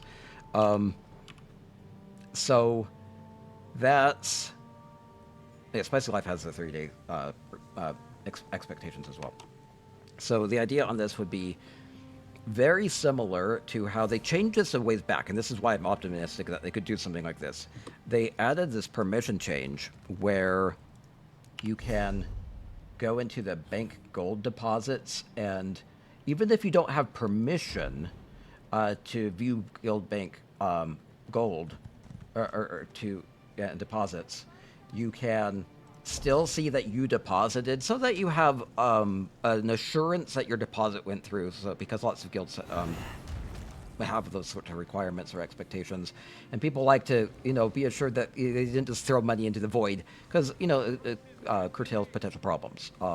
They'd be like, oh, I paid them 31 days ago. Oh, I thought I had done it earlier than that. Let me go in here. Right. Moo. You hate Lipistor's implementation. Yeah, see, that's a problem. A lot of people just give up on this, and then nobody has information about how to price anything, and then they just don't interact with the economy. So I do feel like the difficulty of running add-ons, and I have a lot of solutions so far, have been talking about how there can be less reliance on add-ons, and prices can be determined based off of bidding action instead of aspirational selling price points where they're setting the prices. So, yeah, I have 3 guilds. I have 3 guilds on PCNA. You can apply. You can apply. Have space. So, yeah, being able to, say, go to trader, maybe, again, you could have your personal trading activity that would display here, so you can look up a history of what you've been selling and the prices, and it'd just be, hey, I've been doing okay, or oh, hey, I need to step up my game, without necessarily having an add-on. And I feel like the change that they did with the deposits could be applied to trader history, so that people can look up their own personal sales history, at least for like the last so long, right? So I feel like bringing that functionality into the game would go a long way. And thank you for both follows and everything. I know I have been just trying to move along. I'll keep doing that. Okay, more information regarding ranks. Again, any tools would be helpful for trading. So they had made good strides with this, which was a ways back they had added additional space for like the About Us section and the background information and the update section, so that they greatly increased the character limit, and that helped a lot. I feel like what would really help with this is a small change relatively, would be if you hovered over a rank, that you could find out what it is. So you, the guild leader or officers could input information about that rank. What does it mean to be an Elder Dragon? Well, I don't know. I could go try to slog through and try to find out. But if you could just hover over that, be like, oh, these are reserved for people in our core trial group. Or, oh, this is if you donated $1 million gold to the guild. Like, whatever it happens to be for the requirements, you could find out information from the rank system here. Then I'd also recommend doing a small different thing would be add a little button that says what your rank is right here. Like, I go here, I'm just like, am I Regent? Oh, I'm not the guild leader.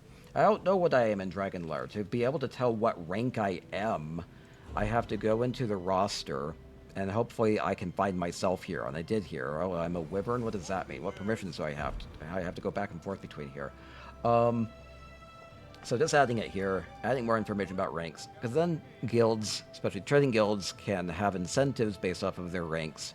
Again, this is a relatively small thing, but I think it would go far for lots of different types of guilds for being able to tell their members what the structure of the guild is. Otherwise, it's not as interactive. And interaction and funness is what I'm all about. Oh yeah, Dragon Lair is... honestly, Dragon Lair is one of the reasons I'm doing this. Used to be one of the best trading guilds in the game, and they folded. They no longer have trader. They've been bleeding members. Just kind of staying social, but not worrying about the whole problems of the guild trader system. And I would like for the guild trader system to be strong. I would like for new trading guilds to form, to recruit, to have unique ways of structuring their guilds, and really transacting a lot between buyers and sellers and crafters and crown gifters and all that. Because there are... I always say this, part of the reason I like the in-game trading system being strong is if you ever go to a guild store, you can learn so much about the state of the game here. You could be like, and be interested in things. Be like, oh, here's a style page. Oh, that's sexy. I want to do that. Or I want to go dye that. Or oh, here's some mats I need. Or oh, writs. What are those? I don't know what those are. Oh, I have to craft that. Oh, I could work toward that. Like, you can learn so much about the mechanics and systems of the game just by interacting with the guild trader system, and then have lots of goals that you set for yourself. Especially when there's like new content out, you could be like, oh, what's this new motif page, or what's this new furnishing plan? Oh, I want to craft that. Yeah, lots of folding trading guilds. Well, trading guilds are teetering. Yeah, so a lot of this is about trying to strengthen guilds, which is why everything I've suggested between the auction system and wagon system and crown gifting system could potentially be there. Still works through the decentralized guild trader system, and shoring up the strength of the guilds, and hoping that people are interacting between each other. And again, you could even interact with your guild even if you didn't necessarily have a guild trader, similar to how you can access the guild store and trade amongst yourselves, which often happens between smaller guilds or ones that miss out on a week. Which doesn't happen. There have been... one of the metrics is that many more open traders are opening up every week, and there shouldn't really be any, especially with the multi-bid system. Metric. Okay, this is a big change, but I think it would go a long way. Add a calendar system that you could have attendance buttons for. So the default on this would be like, am I going to attend? Yes, no, maybe. I feel like they could do more with that too, potentially, based off of UI design. It could just be, you have like 5 different buttons and you can assign names to them for, maybe could even use this for other events, like I'm going to sign up for this trial as a tank, or I'm going to sign up as a DPS, or, so you could just label the buttons yourself. That'd be a bit more involved, but they could just be yes, or no.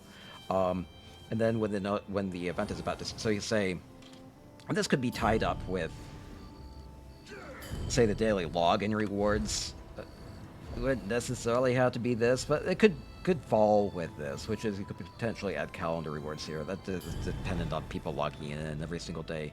It could just be that you go to G and have a calendar in here as a button, and then you can pull up a calendar, and guild officers can populate the calendar with events, and people can look at that and say, yes, I'm going to attend, and then right before the event starts, they get a notification, whether in their mail or in their chat window, saying, hey, this event is starting, be ready.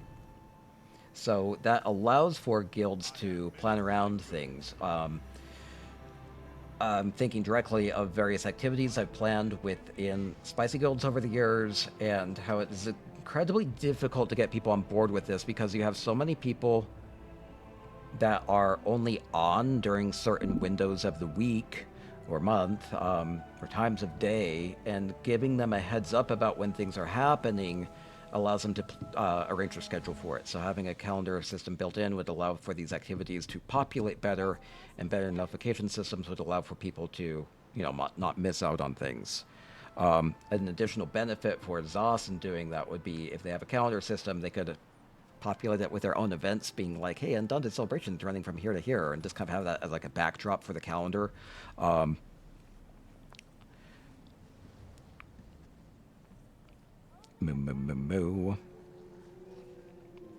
Catching up on chat questions just in case. Moo. Secretive events. Yeah, I feel like they should be out there at least a month or two. Have toast instead of relying on text chat. Wait, what? Oh, like the server going down message. Yeah, I feel like that would work. Yeah, exactly right, Mev. I feel like that's a good way to do that. Like, it just will go across your screen. Like, I can't really see this. At the top that says, event is starting in 15 minutes. Like they do with the server maintenance downtime. That'd be a good system they could copy-paste. In-game calendar to inform players about all current and upcoming events. Exactly. I feel like they can do that. I don't think that would break RP or immersion to have like a real-life calendar system built in. I think it would be understood and appreciated. They could name them, you know, the ESO months too, if they really want to get technical and weird about it. But that'd be fine. Yeah, I'm not exactly sure why, and not privy to why they are secretive about events. It might just be that they want to give themselves leniency and flexibility in case they change anything last minute, but they rarely do. I feel like just saying things in stone and making things work would help. That's useful for all types of guilds. Yeah, that's the thing too. I do feel it helps with trading guilds because specifically for trading guilds, it was like planning around, you know, auction nights and things like that, which are difficult to get attendance for. And that's, again, a big thing. Oh, I should have said this before. Big thing that's like the multi-auction system is, I feel like that's a smart thing to do. I should just go back. I'm only halfway done, by the way. Big issue with this is that, and again, part of the reason why I said like 72 hours on this, guild auctions only need minutes to get bids. I feel like I was putting items up for in guild chat for an auction to raise funds for the guild trader. You say, here's 5 pages of this motif style. Keep it thematic, and people are more interested in it because it's thematic. And then people have a couple minutes to bid, and it gets up to a fair price, and then they move on, right? So, like 72 hours is like a lot. But I always thought, you know, these guild auctions are working pretty well, even with only like 10 people participating. What if you had thousands of potential players participating? It would keep things very robust and engaging and more liquid, and people would be a lot happier. Oh, getting there. Okay, okay, I think we covered that. Calendar people. Yeah, and it's very difficult to get people. Yeah, like it could be the third Fridas of summer and the year 11A2. You just have to figure it out. It could be. They could tweak it to be more Elder Scrolls centric. Don't want to make things exactly. I have many fine goods. Moo. Okay, then I'm getting to the fun stuff. I haven't got to the fun stuff. Here's where the fun starts. Oh man, maybe I should take a. It'll be okay. I kind of feel like maybe I should take a break. Oh, stretch break? Stretch break or not? Stretch break before fun stuff? I'll do this. Let me take a bio break. I'll do a million gold giveaway while we do that. Get a moo in.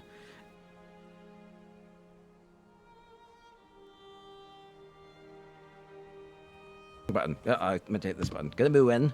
We'll do a big bow break. Big bow. We'll do a million gold giveaway. I'll get back in and then we'll get to the fun stuff. Getting to the fun stuff. Be right back.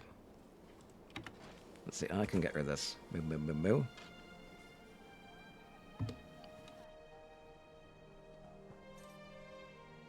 Buying and selling.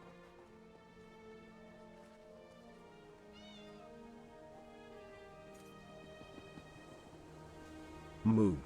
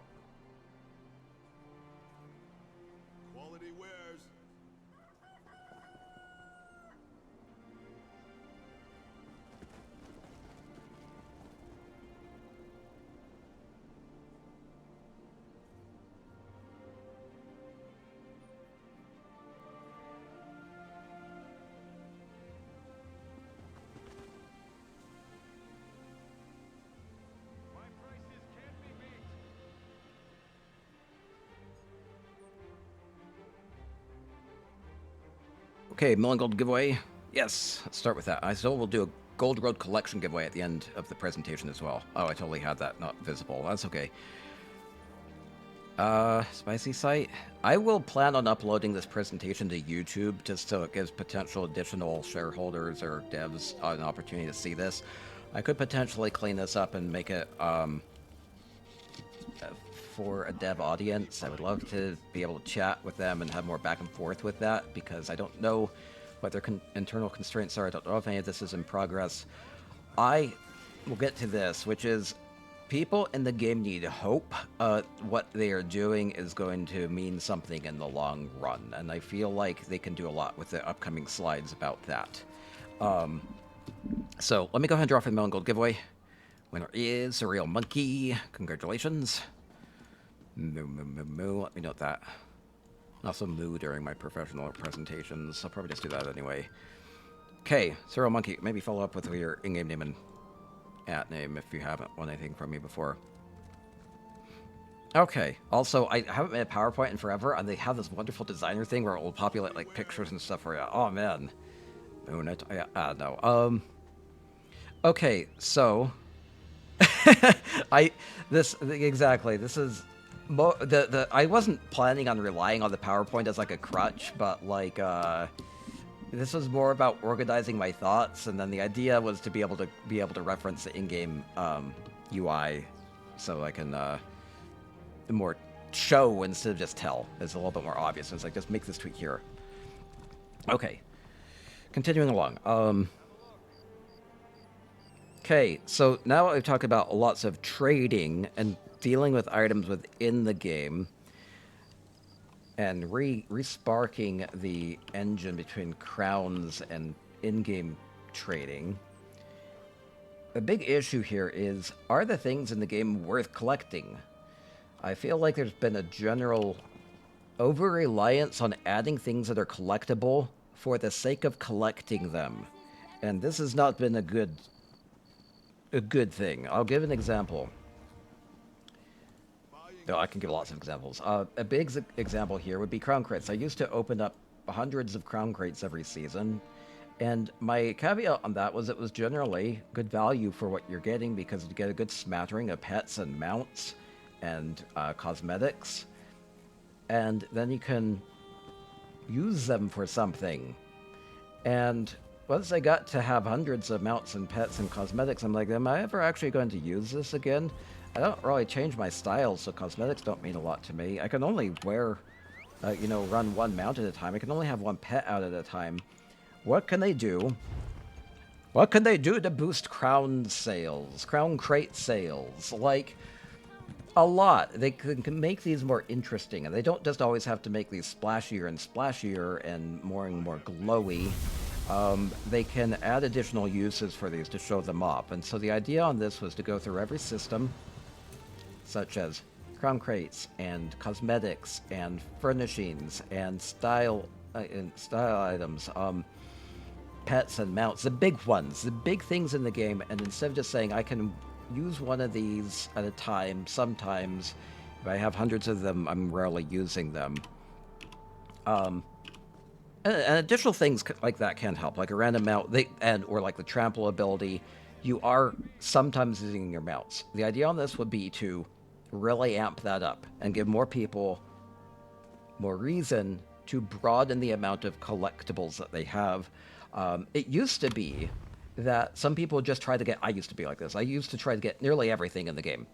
Or I try to get everything in the game. And that has become a more and more impossible task, especially for newer players. And so people get selective, and then they might just lock into one mount, one pet, one style, and then be done with it. The idea on the next solutions is to have people broaden what they are going for in terms of these collectibles that are highly valued, highly monetized, and give people more reason to continue to be interested in them, and that is by adding utility to each of these systems. Okay, let me go through systems. I don't know why I meant to start with mounts. Let me get back to the presentation. This is fun. I feel like style is an important thing.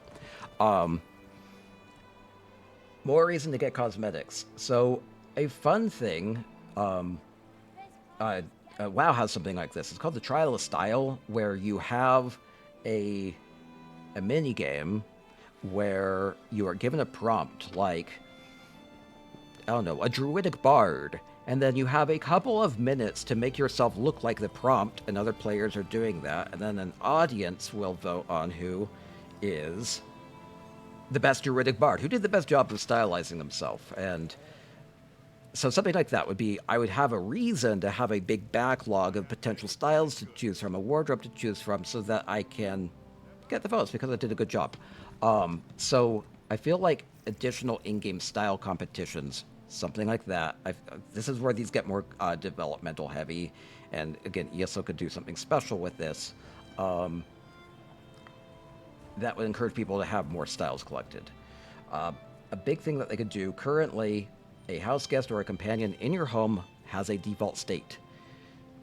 And one thing that they had done with style is that you can dress up your companion that follows you, right? So I can have like Sharp or whoever. I can have them here. I'll just pull somebody I actually know I have dressed up. Bastion here. Bastion has certain body markings and a costume, and that's a reason to collect those sorts of things, right? So more reason to have a Nordic bathing towel, so you can have naked Bastion. That's fine. That's been good. But then this stops at housing, where Bastion doesn't look like this in house. So, and a lot of people like to personalize things and dress things in house. So I feel like a good solution on this is to allow players to dress their house guests and their companions in their homes in a similar way that the companions work currently, which is that you can put the different outfits on them and stylize them. I feel like having a full spread of motifs and style pages and costumes and everything on that would go a long way. So you can have your Bastion in your house look like your Bastion that's by your side as you're questing. Makes more sense from a immersive standpoint as well. So so hopefully that makes sense. Function NPC weekly gives fashion style to put together, and you get a prize. See, that's prompts to look a certain way or just have fun with it. A lot of this could have to do with community events too. This could be like a forum activity or a submit your screenshot on Twitter or whatever too. This doesn't have to necessarily be in game. Anything that's more engaging would be nice. I feel like I'm mostly sticking to in-game solutions and not necessarily marketing pushes, though. Again, allowing for players additional combinations of heads, bodies, outfits, and things like that. Lots of times I come to a wall of being like, I want to change into this. I'd be interested in changing my set, but I want to keep my Moo helmet. I'm attached to the Moo helmet. I don't want to abandon it. So more combinations, especially if important things like heads, things like that, I think are important. And then I was trying to go through additional systems and come up with additional ways to add value. A good idea that I came up with was a slider for polymorphs. Currently, polymorphs are an interesting beast. Trying to leave no stone unturned on this, where you have... I'm in the wrong UI. Appearance, polymorphs. It can have different looks here. This is a creative solution. I really like it enough to include it. Is that I can look like this, right? But everybody's going to look exactly the same, and that leaves a little less personalization. I think ESO is all about customization and personalization. So an idea on this would be you can keep the polymorph system, but I'll add a slider here for being able to resize. And then a creative way to monetize this would be allow people to get collectibles in the game that increase the impact of the slider. So idea on this would be you have maybe 100 ticks between tiny factotum and super huge factotum. And so you can get a tick like +1, +2, +3 bigness, or +1, +3, +3 smallness, and work toward completing a slider. So you can be super tiny factotum if you have collected enough of the tiny collectibles. And that could be event rewards, that could be tradable items, it could just be there could be lots of ways to implement that, but I think that'd be a fun creative solution for doing something more interesting with polymorphs. There's a little bit more out there. And you could also say, oh, that person is super tiny. I can tell that they collected a lot of those slider collectibles. So that's a bit more of a specific out there thing. And they could just kind of copy paste the character creation tallness slider for that. Yeah, huge flex to the smallest factotum. Exactly. You'd be kind of like a little jealous of like the little tiny skeleton out there, or the super big skeleton. Again, you're just kind of using a character slider. Do stuff like sit clap. I should have included that. I'm getting to that for furnishings. That would do a lot. Okay, and then I feel like a missing opportunity, this is just something that irks me more, is that currently you have a reason to not change your style, and that is the application cost when you are changing your style, and they have these outfit change tokens to alleviate the small cost of being able to apply the style, and then once you apply the style, it'll be like, oh, I don't want to spend more gold on that. I'll just keep this style even though I'm not necessarily happy with it. I feel like it's it's a very small thing to have a currency system for, and I think currency should be reserved for big systems. That if you make a tweak, you learn a new style page, you don't get hurt, you don't get burned immediately by having to go pay for it. So, solution on this one, and it would clean up the UI as well, would be just to remove the outfit change tokens entirely and allow any changes on the outfit stations to be applied freely, or with the cooldown. Maybe you have like a 12-hour cool, maybe even a quick cooldown. Is 80 a lot? And just reimburse people a gold cost. So if like an outfit change token on average is saving somebody like 10,000 gold, maybe just send them a mail.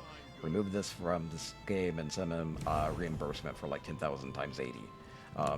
It'd be a boom for people that have a lot of these initially, but it would quickly evaporate. A little bit of compensation. I feel like that would be a way of cleaning things up, and then making it so people would be more inclined to go and check out the outfit station and change their looks based off of them getting new stuff. That might be a small thing, but anything that's kind of a hindrance, a little bit of a hiccup, a little bit of a, oh, I have some reason not to change, I may as well not change. No, there's a lot of people change freely. Okay. Continuing along. Oh, I'm on the wrong page. Okay, going through more system. More reason to get mounts. Showing off. I do feel... I should maybe go there. High Isle has a fantastic jousting arena.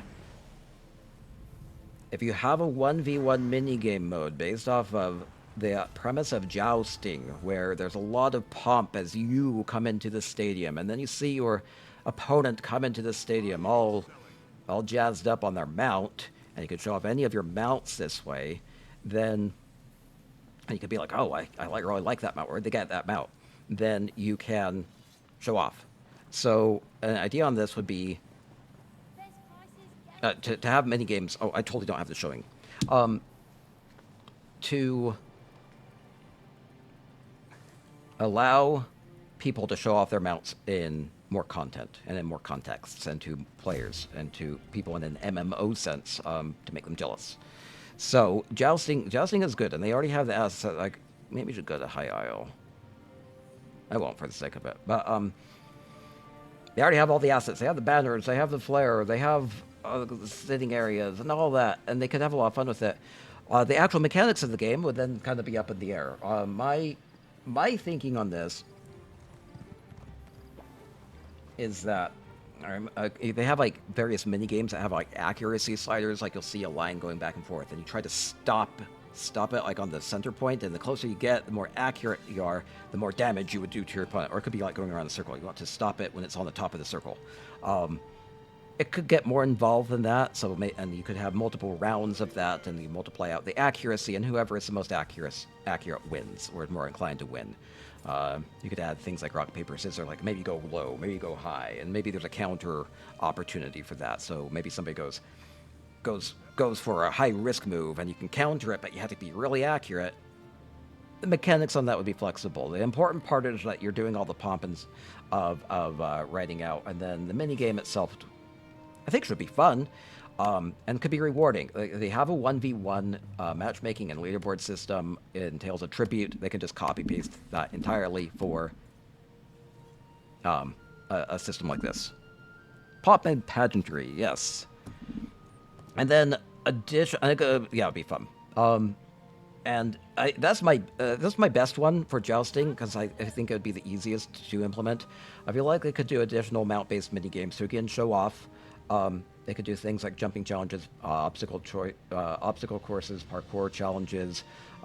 Again, where it's a lot of time focusing on the mount, showing off, and having games. This could be even co-op games, things like that. I feel like 1v1's a good way to do it. Favorite steamer ever. Keep up the awesome work, brother. Oh, good steamer, thank you. Okay, and then a thing that I can do in the intersection of mounts and housing is special collectible housing limits. It's always been kind of capped at a low number, increasing even by a small number the amounts of pets, mounts, and other special collectibles you can have in the house would encourage people to get more mounts, pets. Speaking of ability to use mounts and homes, that would help too. You currently can't, and you could have games in houses based off of having mounts too. Okay, moving along. Oh, is that working? This was a stock photo. I love it. Similar deal with pets. Add more pet minigames. And again, special collectible housing limits would go for pets as well. What they could do, they could just have you add, 20 pets following you, and that would be nice. But no, not the direction I want to go. More pet minigames. They have a mechanic within the game, which is kind of obvious, and I've had a lot of fun with it over the years, because it's been historically buggy. It's not currently, which is unfortunate. From a fun perspective. Add pet minigames. The idea on this, and I want something that would be interesting for ESO, building off what's already in ESO. Other games have like pet battles. They could just do pet battles. I don't think that'd be the most interesting. It could be a good direction. Maybe they eventually could get around to that. I feel like competitive and co-op challenges in which you transform into the pet of your choice and then play with other players that have also transformed into a pet would be fun. And I feel like transform mice is like a good thing to think about with that. And that the idea on that is, if you go into the Crown store and you look at a pet, if you preview a pet, you turn into a pet. I've had this. You can get bugged in a state where you can run around as a pet. So they have this built into the system. They have Skeeveton challenges and goat challenges. Like Infinite Archive has the goat stage. You turn into a goat. You are a goat. And they have... It applies for all pets, and they even can walk and jump and everything. Historically has been buggy if you accidentally find yourself in there, but it seems like it's in a good state now. So I feel like any games where you can transform into a pet, and then you see everybody else in your group, in your party, transform into a pet, and you can be like, oh, there's that. I didn't really like Guar so much. Or, oh, I'm a rabbit. I'll be a cute little rabbit. So the idea on this is that you have pet mini games where you become the pet, and they could tie that into lore. Maybe Shay was messing with you up. And then you compete with each other. That could either be, like a head-on-head, or it could be a co-op game. I think co-op could be a good opportunity, too. And opportunities on that are nearly endless, but the idea is more reason to have more pets, because you might want different types of pets for different types of games, or you just want to show off a variety. And you'd be able to see other pets that other people have. Monkey. Yeah, a false face monkey. Yeah, there's a lot of the ideas, similar things in that. Max range with Prime, thank you. The Gamekeeper, exactly, just up his alley. Run an obstacle course. They have lots of things built into the game already that are similar to this, so that are dependent on this mechanic. They just have to develop a bit more. Again, this is development heavy. And again, they could have reward systems based off of it. Okay, that's very well that. I feel like More minigames, more minigames. More things to do in the game. Oh, well, that was kind of the premise of all these things. More fun things to do in the game that keep people engaged and are enjoyable. They have reward systems, and they show off collectibles and give people more reason to broaden the amount of collectibles that they buy within the game. This is especially synergistic, is the use word, synergistic with Crown Crate purchases. Basically going through every single type of item that is currently in Crown Crates and thinking about how to add value and make them more fun and give people more purpose to it. Another thing with that is people would probably be inclined, even if there were rumors or inklings that these sorts of things were going to be developed, people would start collecting now because they would be able to use them in the future. That's how I used to think about that. It's like, oh, I'll collect all these mounts and pets because maybe they'll do something with them in the future. And they kind of gave up hope. So I feel like hope they can take their time on this and get it right. But I feel like give people reason to think that there are going to be additional uses for these collectibles in the future. Yeah, run an obstacle as a pet. That's perfect. Sweet roll minigame in IA might be a good model. Exactly. Who can eat the most sweet rolls? Exactly. Run around as a pet, eat the most sweet rolls. They can have a lot of fun developing this. I feel like keeping it lighthearted would be the right approach on any of this. Mounts could be more serious. Justin's kind of serious. Pets, just be very light with it. Sweet roll eating competition sounds fantastic. It could be they have those blocks that you can push. So you try to do like a tug of war, your team against the other, while you're pushing a block around.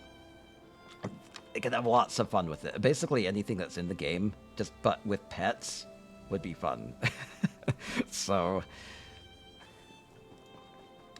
again, this was a fun thing. I was thinking, I have mounts and pets seem more obvious. Emotes and mementos. Emotes and mementos are currently kind of difficult to use. And you can only have so many in your slot wheel, and they're very underutilized.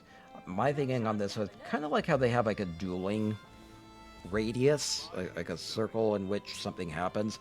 Have it could be for in-game events or other quests or dailies where you go to a location and you spam emotes and mementos, and it will charge or do damage to a centralized task, and then once enough emotes and mementos are played, everybody that's participated gets a reward, a chest or some unlockable, or you complete the quest and go get your reward.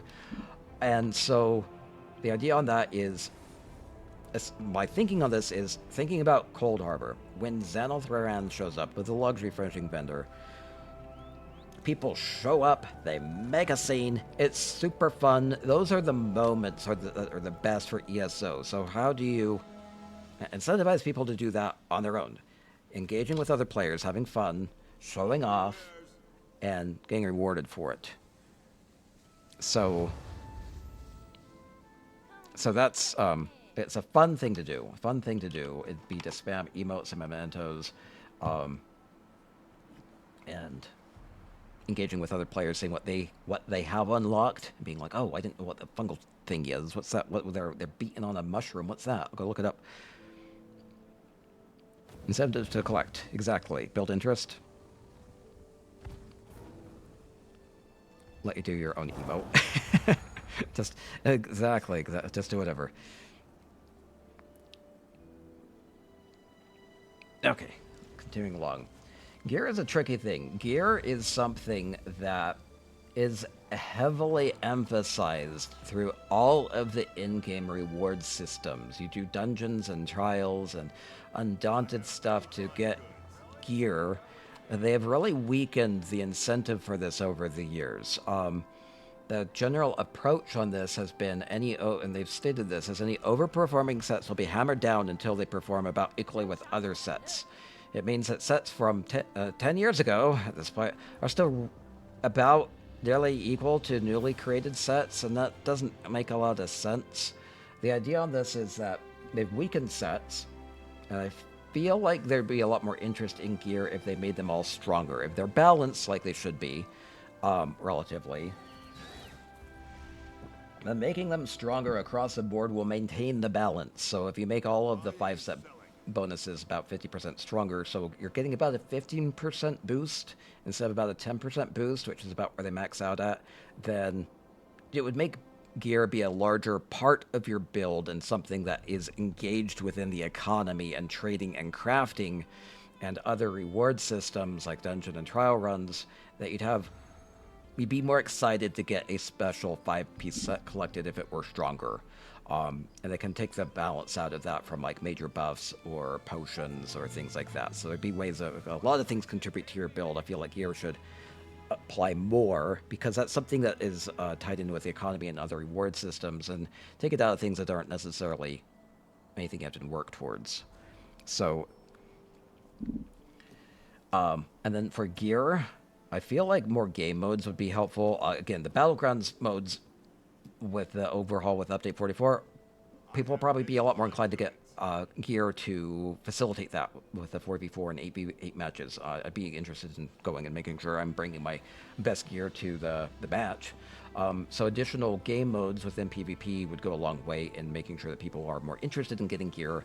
I feel like a dueling system, they can just copy paste the Tales of Tribute matchmaking leaderboard system and have a dueling leaderboard. Currently, dueling is 100% just casual. You challenge a friend in the zone, and then you fight, and then you say, hey, I won, yay. They could tie rewards up into it. I feel like a 1v1 dueling system would also go a long way into providing a lot of data about what actually is overperforming. It would give tons of data that they can use to balance things more properly. And if they have things balanced properly, they can add something like a Battle Royale mode. A Battle Royale mode is one of the things that people seem to be the most excited about. Be very development heavy, relatively. I feel like you could actually do a lot with this, just kind of copy pasting dungeon mechanics where you start with a big map and the edges of the map will start on fire or start emitting poison clouds, and more parts of the map will become too dangerous to stand in. They don't necessarily have to have like a circle that closes in, just more and more parts activated to be relatively easy. And then my thinking on this would be for Battle Royale to be relatively easy to implement, and thinking about your gear is basically start naked, and then you go and you find a power-up that unlocks your chest piece. You find a power-up that unlocks your first ability. You find a power-up that allows you to bar swap. You find a power-up that unlocks your attribute points. And you find all these different things as you're going around trying not to get killed that eventually allow you to reach your full potential, and then you're duking it out in the center area that's not full of poison and fire. So, or electricity, whatever. So the idea on this is that Battle Royale, I feel like, could be developed relatively easily, and it'd just be a lot of fun. Execution on that would be very important. They can't get that wrong, and again, they could put a lot more into it, but they could do it a bit more on the cheap. Wow, something like that? Oh yeah, they made something kind of recently. Dueling tournament. Oh, let me make sure I don't close out. Okay. And then an additional thing for gear would be to actually have rewards tied up with the set items system, where they added a nice thing within the game, which is a sticker book. And you can go and make gear and everything, but again, a lot of this is completionism and collecting for the sake of collecting, without anything tied to it. So just because I have all the Aldmeri Dominion stuff collected doesn't mean I got anything for it. And I feel like they can change that. They can have various rewards that you unlock along the way. Something to say nice job, something to say show off.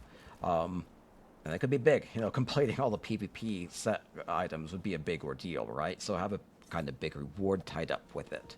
So be a bit more reason to care about completing a sticker book.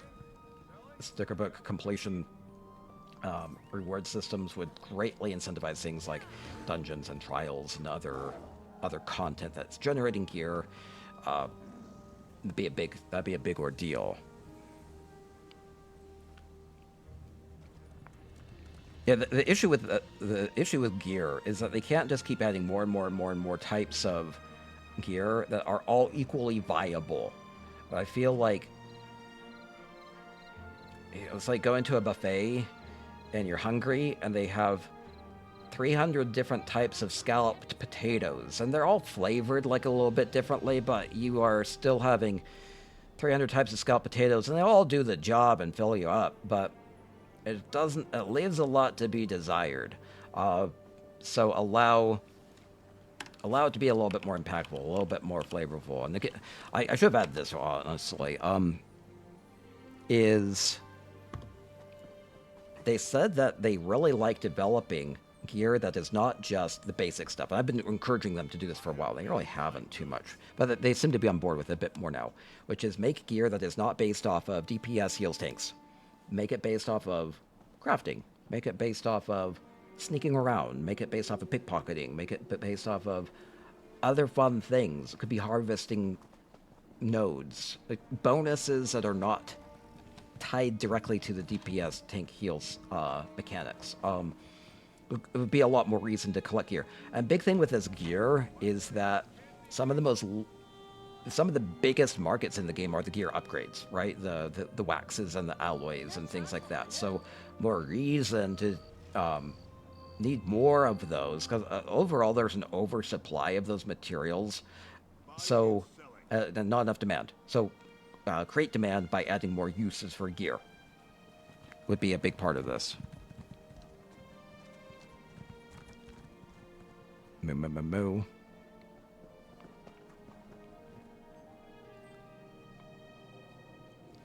Okay, and then moving along. Talking a bit more about the backstory on this than I thought I would. Okay.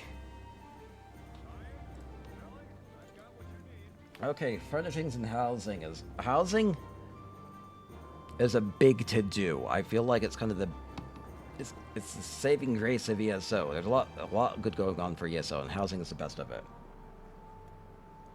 Originally, I was thinking, oh, housing is in pretty good state. There's not much more to do with it. No, I thought, no, there's a lot more to do with that.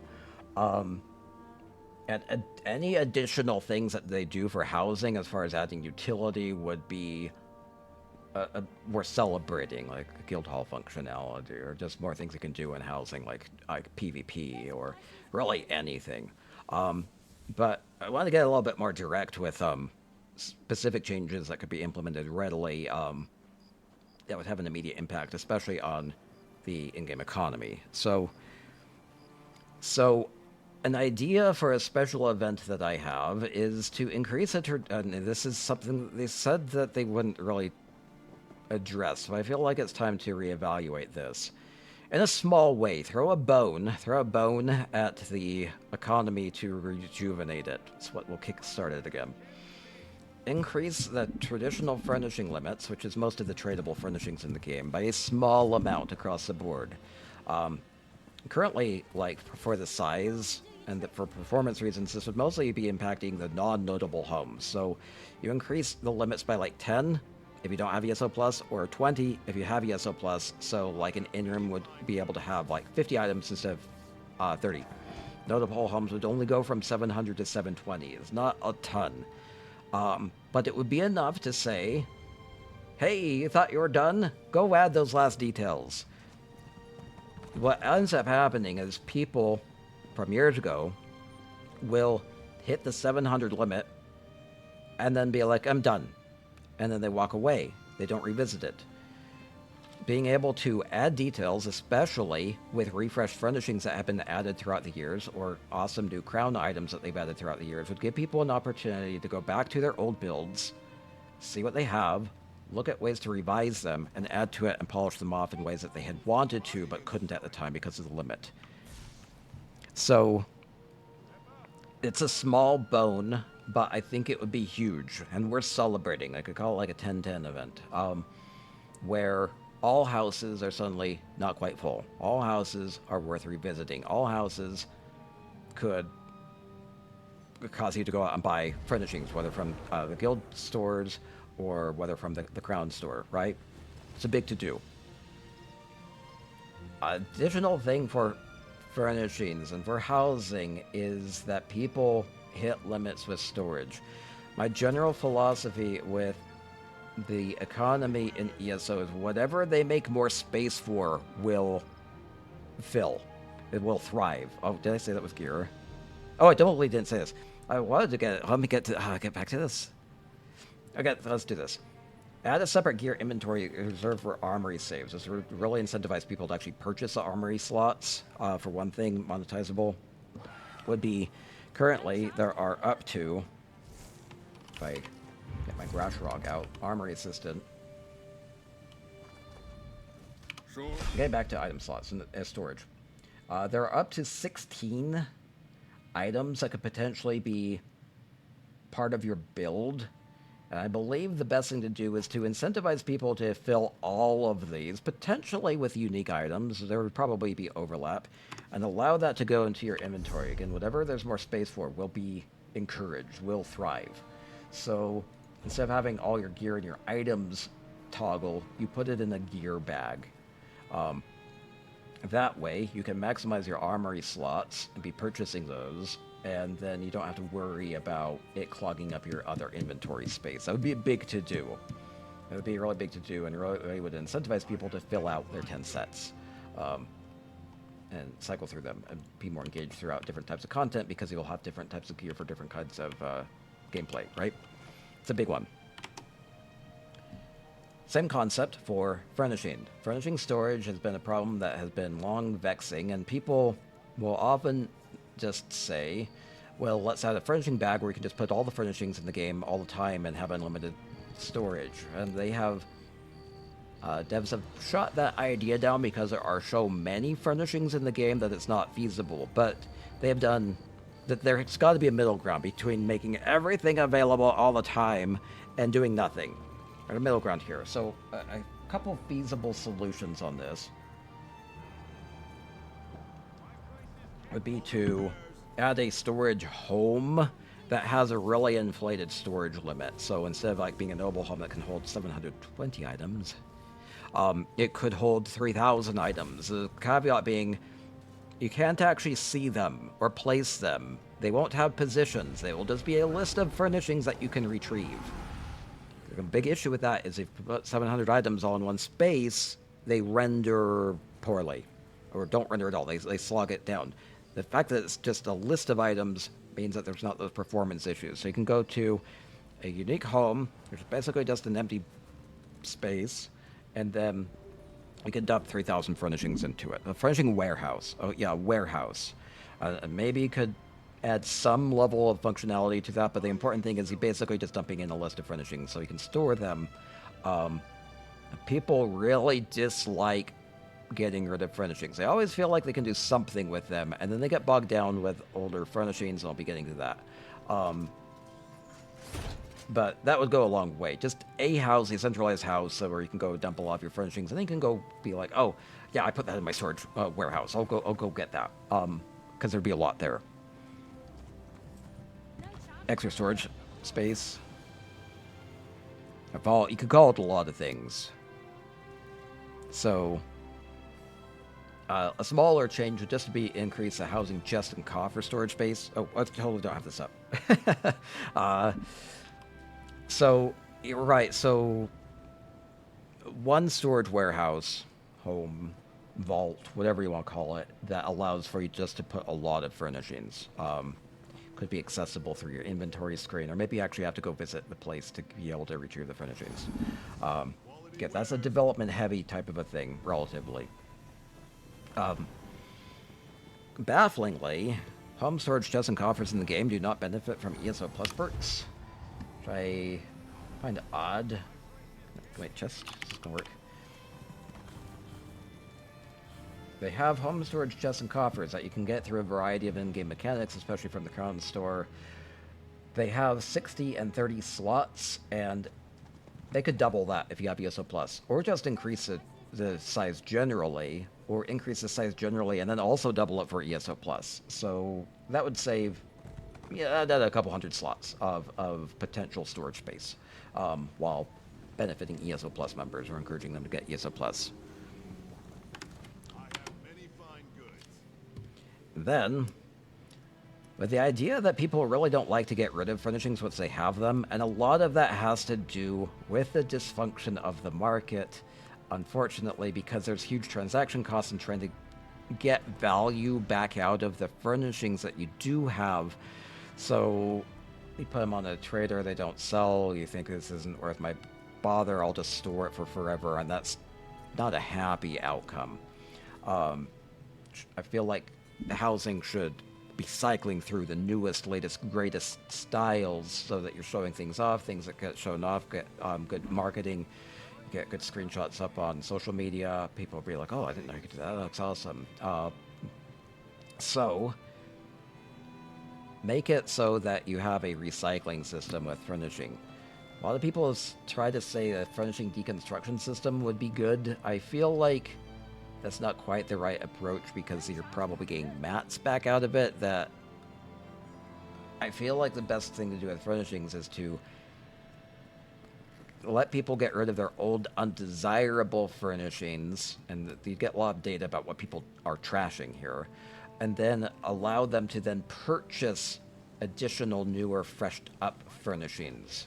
So the complication on this is that you basically, with a recycling system, have to assign a token value to pretty well every single furnishing in the game, and they could develop a standard for that. Could be based off of crafting material cost or other in-game purchase prices and things like that. I think it'd be doable. It'd take a couple hours. But have some sort of a standard that you could apply to basically every furnishing in the game. And then destroying the item, removing the item from the game would grant something that you could then go around and spend on better furnishings. And I try to come up with a creative solution for what could people purchase. My initial reaction on that would be, well, like, they should just allow every single Crown Store furnishing to be purchased through this unique currency. And this would be a smart marketing move, because you deconstruct something that you get in the game, you get this token, and you go immediately into the Crown Store UI, and you're like, what can I spend on? Oh, there's these other good crown things here. It gets you to go into the Crown UI, and then that could potentially increase additional purchases. So that'd be a smart marketing thing. Might be a little too generous. You know,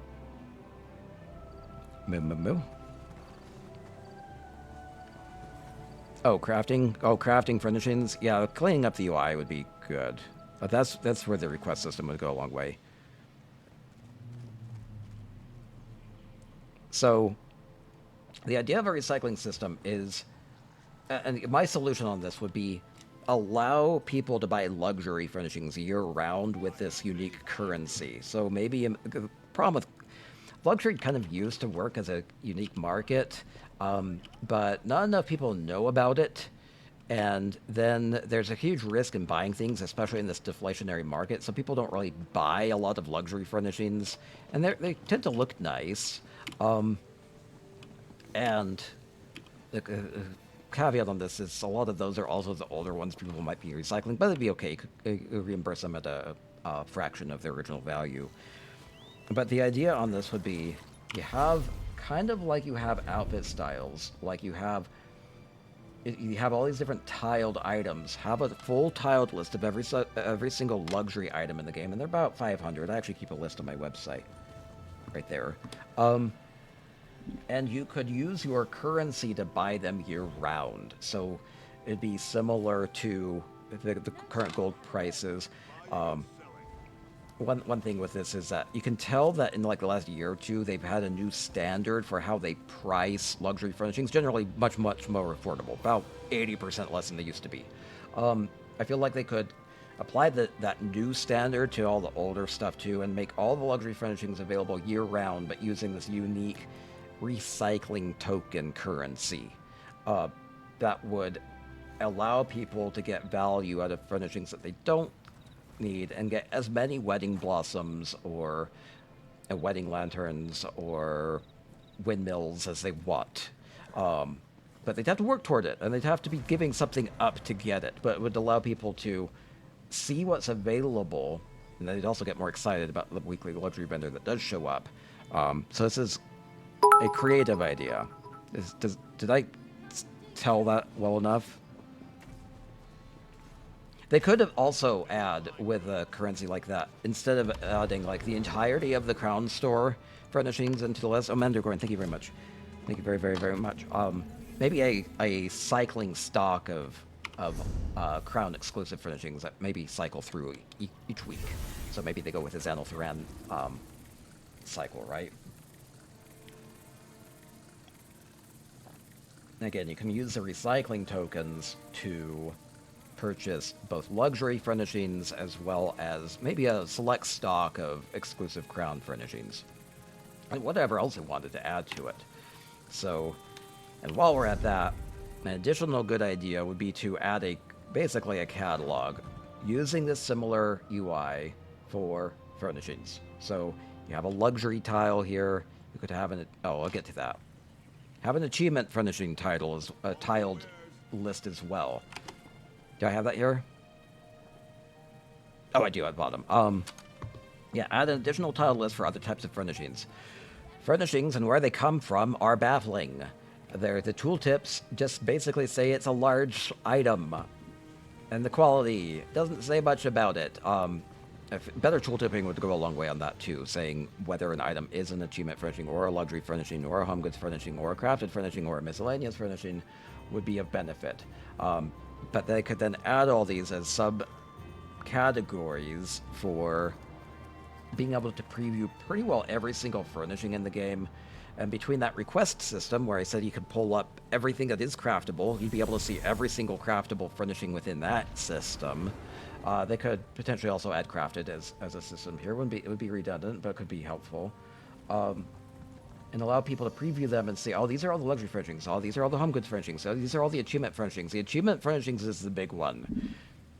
Currently, the achievement furnishings system is very unknown, because even within systems in which you have rewards, they don't show if they unlock an achievement furnishing. So consolidating this and making a list of all of the achievement furnishings in the game would allow you to preview them and be like, I want to go be able to purchase that.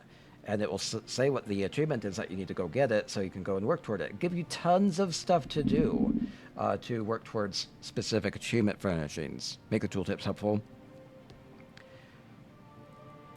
Yes, that's exactly the point.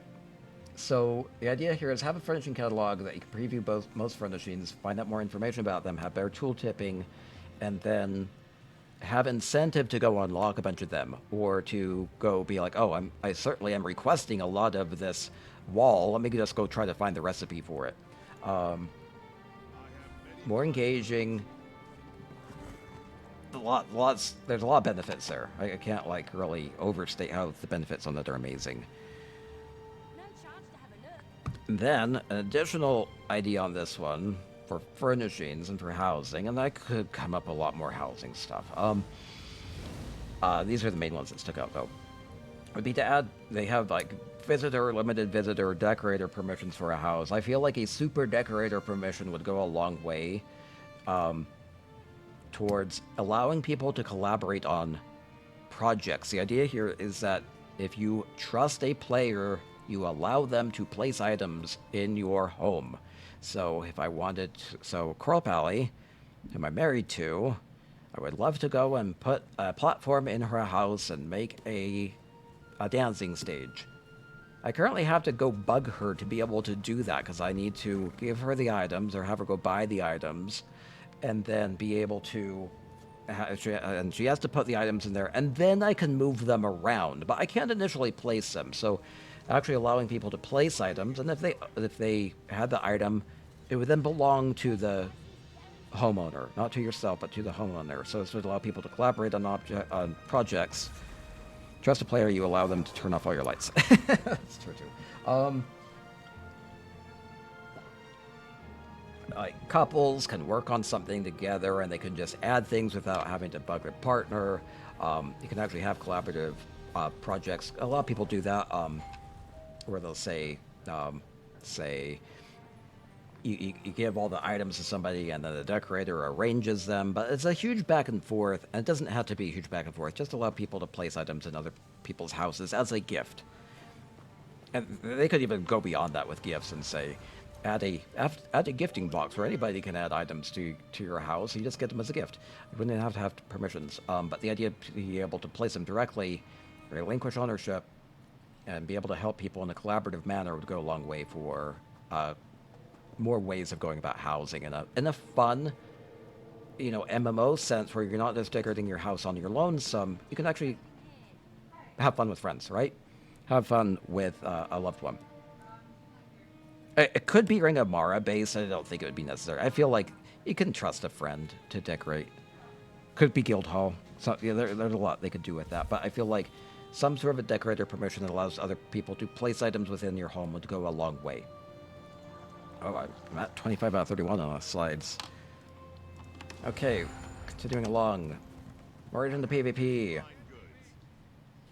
PvP is one of those things with the nitty-gritty of this I don't know enough about. I think that we talked about like other additional game modes like 1v1 or a Battle Royale, and they've been building off of that. I think it did a good job with the Battlegrounds overhaul. Additional thing would be with the auction system that they had. Instead of everything being gold-based, you could have a system in which people can bid using their alliance points. This would allow the entirety of the Crown Store to be open to PvPers, as long as they have the AP for things to be bid upon. Of course, that is dependent on Crown gifters to be wanting a amount of alliance points that they could then go spend. Obviously, this wouldn't make any progress toward like Grand Overlord or anything, but it'd be allowing you to use AP, potentially Talvar, as a currency for trading. And there's kind of two ways this could be implemented. I think either is fine, which is either you could have a separate system for this with separate NPCs that you could access, or you could just have a toggle when you're listing an item for sale to say, I want gold for this, or I want people to bid an AP for this. And it could all be within the same UI. A lot of it might actually work pretty well, because it kind of might be like, oh, I'm looking at this item, but I see that people are bidding a lot more if they're bidding in AP. So that could be a kind of a fun encouragement to kind of have different playstyles kind of play off each other and learn more about each other. But anyway, the important point of this is that AP as a currency for bidding, especially for crown items, will go a long way towards incentivizing people to actually try to earn AP. Moo moo moo.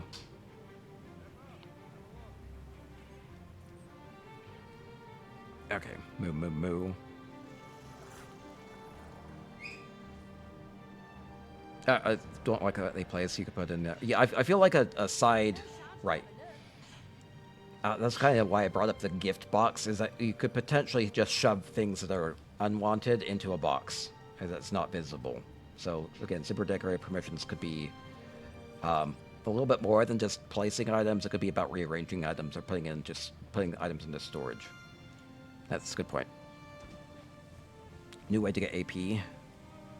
Yeah, more use for it. This would allow AP rewards to really be opened up to the entirety of the Crown Store. The question is, would people be interested enough in AP to make either items or crown items available for AP because they want the AP to buy things that are available in Cyrodiil? There's not a lot of things to spend on AP. Ultimately, there's a good chunk, but eventually kind of max out. Get so many Volendrungs. Yeah, and converting it to gold is a big issue too. That would have to do with minimizing transaction costs as well, because currently there's like this system of you earn AP to buy items that not a lot of people need, that you get a small amount of gold for, and you have to go through the auction system, and then eventually you turn your AP into gold and they can buy what you actually want. So it's taking all of that and just saying, I want this item, I'm going to bid with AP on it. It takes a lot of the transactional middle man out of it. Put stuff in little bulk containers for people to take. Oh, that'd be fun. I would love just to go around and gift people stuff. Wouldn't necessarily, yeah. I would. Oh, that'd be fun. You could totally just enable it by like, hey, I want to be able to accept free gifts and have a place in your home to get stuff just plopped on you. That'd be fun. So again, building off the trading system that we talked about before. For PvE, I feel like the best thing they can do for PvE and there's a lot of reason to add more reasons to do in-game content. The more engaged people are in the game, the more likely they are to participate in other systems and the economy, which would be the group finder system would give people more things to do. The group finder system was kind of just chucked in here. I think it was a very important thing that they added, but it's very hidden. You have to hit P, group finder, you have to look for specific things, and you're going to get... You have to constantly refresh this to try to find things that are relevant to you, right? Pulling this up a couple layers within the UI would really help people to know what's going on. I don't know what's going on. 99.9999% of the time I don't know what's going on, unless if I'm specifically looking that up. So a couple of things that I can do with this would be allow the group finder to have a window that just lists all the groups that are currently open and their populations, and maybe a short little... It could even just be an icon of what the group is about. And pop up a window that allows you to see how groups are forming, how they're filling, and they could see, a dungeon group just started. I'm going to see what one it is and go join. So the group finder is very hidden, makes the group finder findable. And similarly, what you can do is kind of again with the push and pull of the economy. This is very push oriented with the group finder. It's somebody is forming a group and trying to push it onto people to join the group because you have specified specific content for them to do instead of people saying what they're interested in running, and then you'll be like, oh yeah, I'd like to actually do lots of different things. That'd be totally cool doing lots of different things. So what you can do is have people say what type of content they want. So you could do this where you have just a huge checklist of all the different types of content that you would be interested in running, and then you get a notification whenever a group forms that meets those criteria. So the idea on this would be, like, maybe you specifically only want to run Fungal Grotto 1. You could be like, I want a notification whenever anybody runs a Fungal Grotto 1 group. And then, because you wouldn't have to constantly be refreshing and having a miserable time trying to find this group, when you could just get a ping, get a notification, or it could be the header that comes across the screen, like the maintenance time. Be like, oh, somebody's forming a Fungal Grotto 1 group. So the idea is you could select lots of different things that you're interested in, because it would make it much easier for the people that are forming groups to actually fill the groups. So, does that make sense? I feel like there's a lot that they could do to develop the group finder system so it's more visible and more directly connects group leaders with group fill members. It's not working very well currently. It's just too hidden. So, okay, continuing along. More reasons to participate in events. They have various events like the Undaunted celebration going on right now. Do you have enough things to spend your event tickets on? Do you have the pain point of hitting the limit of the event tickets? What can they do to make it so that events are more exciting, more rewarding, and more likely to get you to participate in each day? I'll admit there are not a lot of things for me to buy right now. I've missed a couple of event tickets to this Undaunted celebration. If they had writing lessons as a purchasable item or other unique furnishings, I have nothing to really spend my event tickets on that's benefiting me currently. So add additional things that don't really have limits. So if it's cakes, like Anniversary Jubilee is a perfect example of this. I will do Anniversary Jubilee every single day because I can always spend my event tickets on glowy cake. Add something like that for every event. Most events throughout the year don't have something like the glowy cake. Add a glowy cake to every event. Doesn't have to be a glowy cake specifically, but you know what I mean. Nothing at the event you want. The event ticket limit has to do with something else too. They need to soften their approach on this. It does end up being a major pain point where you're only given like a day to go spend your event tickets instead of, the idea is it kind of forces you to spend them. It's not a happy feel. I feel like this should be a positive vision, and the idea of, oh, you're at your limit, you gotta go spend now. It's too demanding. It's not happy. Allow people to have more. I feel like 20 at least is a good number. At least every day, with like 15 or 18, a little bit more breathing room. 20 would be 20 would straight up double it, be a lot. It could be higher. Another thing I have many fine goods. is like during special events, I can't preview it currently, but during some events throughout the year, like the Anniversary Jubilee or White Strix Mayhem or Witches Festival or New Life Festival, they have different event rewards that are tied up in these grab bags from the Impresario, but the tooltips on them are Is that a awful. So they don't have any for Undaunted Celebration, so I can't preview that. But the idea is that you can spend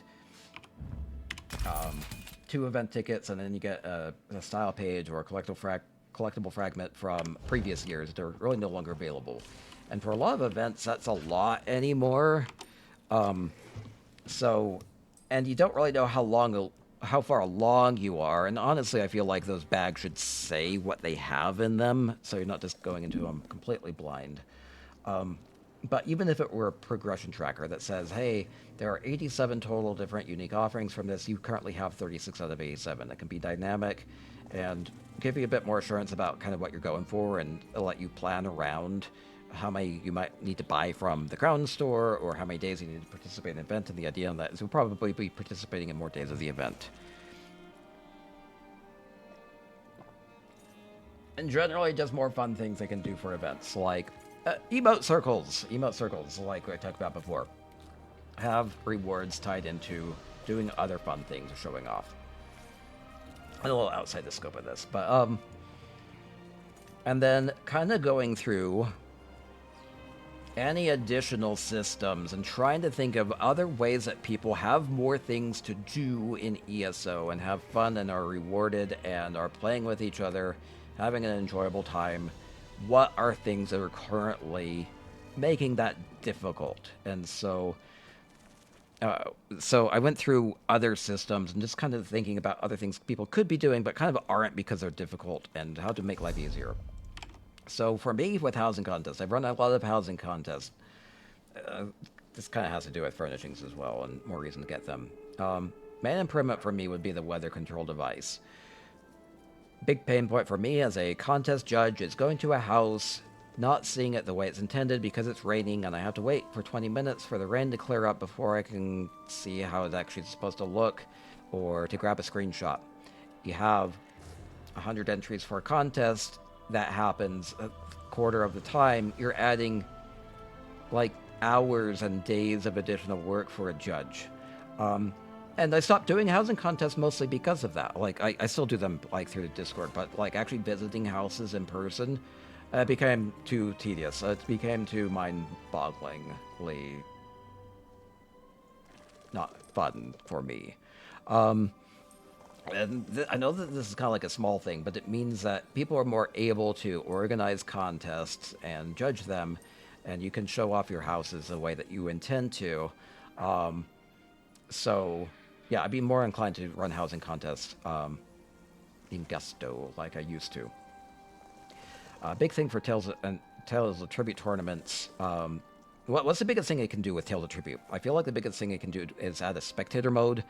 I remember when Tales of Tribute originally started, there was attempts at getting tournaments going, but they didn't work well because you had to have people like play each other and then like report a screenshot of like how it ended up, instead of allowing judges to spectate or other viewers to spectate the match and actually just see who wins. And you can follow along, you can make commentary on it. It'd be fun to actually run a Tales of Tribute tournament when you can just join a spectator mode of the match and see how it plays out, or be like, oh, I thought they would have done this, or oh, they hit that combo, I didn't even see that. It'd be fun. It'd be amazing. You could do commentary on it, and at least you know who actually won instead of relying on the reporting after the fact. So if Tales of Tribute spectator mode existed, I would do tournaments. I would run tournaments. I would do commentary on tournaments. So weather control would be everything. And that could be a big to-do. It could be an in-game event reward. It could be a weather control device. Could be like a big event ticket morphable item. Maybe they have plans for that. It's a big thing that's a big drag on housing currently.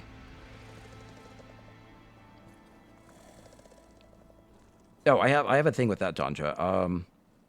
Get to that. Spectating has been unlocked in Battlegrounds. Oh, is that a thing? Yeah, spectator mode. And there could be different ways to have a spectator mode where it could either hide all current cards in your hand in both players' hands, or you could trust the person that you're spectating, and it could go back and forth. There'd be multiple ways to do a spectator mode. Could be based off of a permission toggle. Default, I would just say you can't see either person's hand. Keep the UI simple and just see what they play. I think it'd be a little bit more interesting if you could see the person's hand that's turn it is, and then see if they play the cards that you think they should play. But that could, be a stream sniping potential problem. That'd be the only caveat on that. But they could just have a basic one where you can't see either player's hand, but you just can see the cards that are in their piles and what cards they actually play. If people care about tribute. There don't need to be many spectators. It just needs to be the judges need to be able to spectate. Reducing the 90-second limit or making that dynamic somehow would be helpful. I had a match the other day that went like 45 minutes because somebody was running out the clock maliciously. Not fun. But that's what it is. Grand Outfitting Master Station. What would be on that?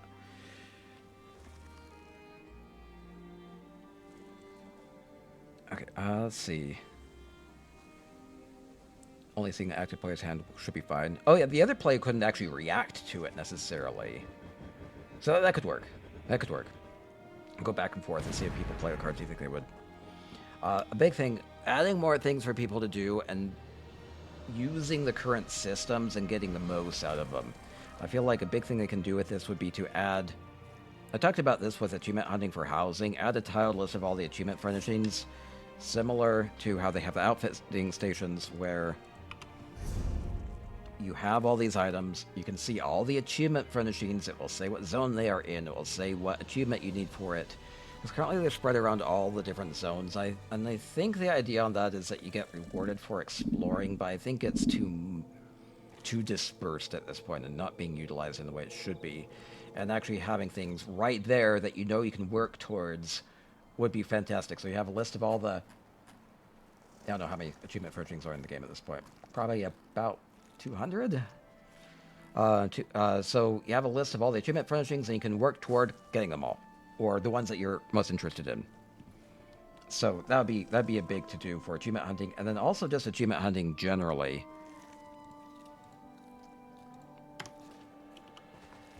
Achievement hunting generally is currently achievement points don't do anything for you, and I feel like they should. It would give people a lot more incentive to actually care about achievement point hunting, or getting lots of these, or completing certain subcategories. I feel like the easiest way to implement something like this would be to just have milestones. If you get 5,000 or 10,000 or 15,000 achievement points, you unlock something kind of big, like a pet or a mount or a skin or maybe an account upgrade. Could be like you unlock a special inventory pet.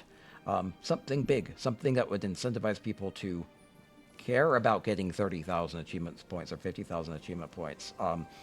Because that's everything in the game. Everything in the game from PvE to PvP to Trials to Dungeons has achievements tied up with them.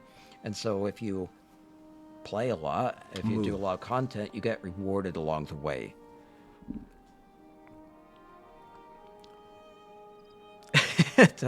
I feel like more people could care about achievement points if there were some rewards to it. So that's a big to-do. By Aguar from the Vex Stable Master. Oh, I'm getting to that, Kev. I have a big ask on this one. But yeah, that's true. It could totally tie it into other unlockable things. Okay, good. Additionally, for scribing they added and immediately caused an annoyance, and I feel like they can undo this annoyance, and that is, scribing is a huge inventory pain in the butt because you get all these scripts, these bound scripts, and they take up inventory space, and then you have to deal with them and bank them and everything. And I feel like they have an easy solution on this. It would encourage people to. Yeah, it would maybe sell a couple more copies of Gold Road, right? You have different scripts. Do I have any of my... I have them all here. I have different scripts. They take up a lot of space. What they did with this eventually is that they added a 999 gold vendor cost. That can work, but maybe you'd actually want to use these in the future. I feel like a good way to accommodate this is to take all of the different scripts, and I know that they're adding more. But I feel like the space is there for this. Add them. Add bound scripts to the craft bag. There's this nice little miscellaneous tab that they could add all the bound scripts into, so you don't have to worry about the banking and the vending of the scripts, and it would actually encourage you to save up and think about what you actually want to scribe in the future. So they could potentially add more things to the craft bag, but I feel like scripts would be a big one because that was kind of clunkily implemented. Moo, moo, moo, moo. You know, I haven't been able to get all of chat, but I'm trying to scan it every once in a while. Or make them all unbound. I feel like they maybe have the reason for this, and this accommodates that. I would encourage people to get the craft bag through ESO Plus, and again, monetizable opportunities along the way. Okay. Just a few more slides. Accommodating big spenders. I think, again, a lot of this has to do with the crown auction system and item request system I currently are already talked about, where you can make crown items available in the game. It really would allow people to connect better and allow people that are selling crowns to be able to find buyers readily, when that is a tiny, tiny thing so far because of the trust issues and everything else going wrong with that. So the auctions would directly allow people to have access to this. They can get value out of their crowns. It would directly encourage monetization and sales. While I'm here at the Impresario, increasing the event ticket limit would also reduce repetitiveness of purchases. A big pain in the butt I have on PTS every single time that they have a testable event. Like, they'll probably have Witches Fest or New Life Festival testable soon. Is they have the grab bag. Is that a hero? In order to buy all of the items from the grab bags from the previous year events, you have to go into the UI, you have to go into the events, you have to repeatedly max this out to 12, and go and buy the bags one at a time, open them, buy it, open it, buy it, open it. Oh, I'm out. I'll go buy more. Oh, I'm out of event tickets. I'll go buy 12 more.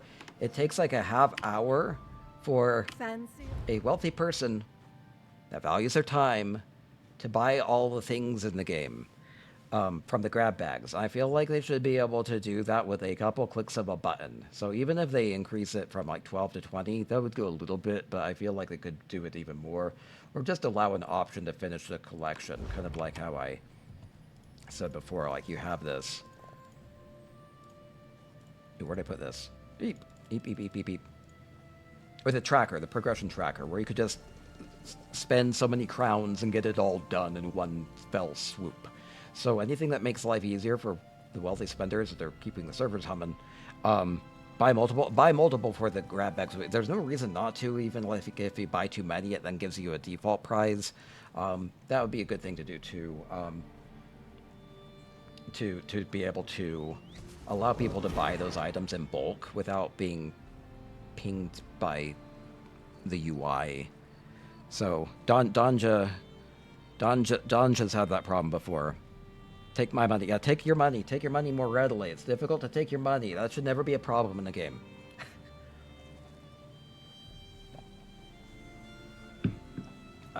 A specific issue that's come up, and I decided to include it here. was that people that are big spenders try to buy multiple 21,000 crown packs and hit their credit card limit after like 10 or so. They want to spend more in the game and they can't. And I feel like a reason that maybe something like this hasn't been changed is the chargeback fraudster stuff. And they kind of, they're like, the issue with this is that ESO should not be afraid to be successful.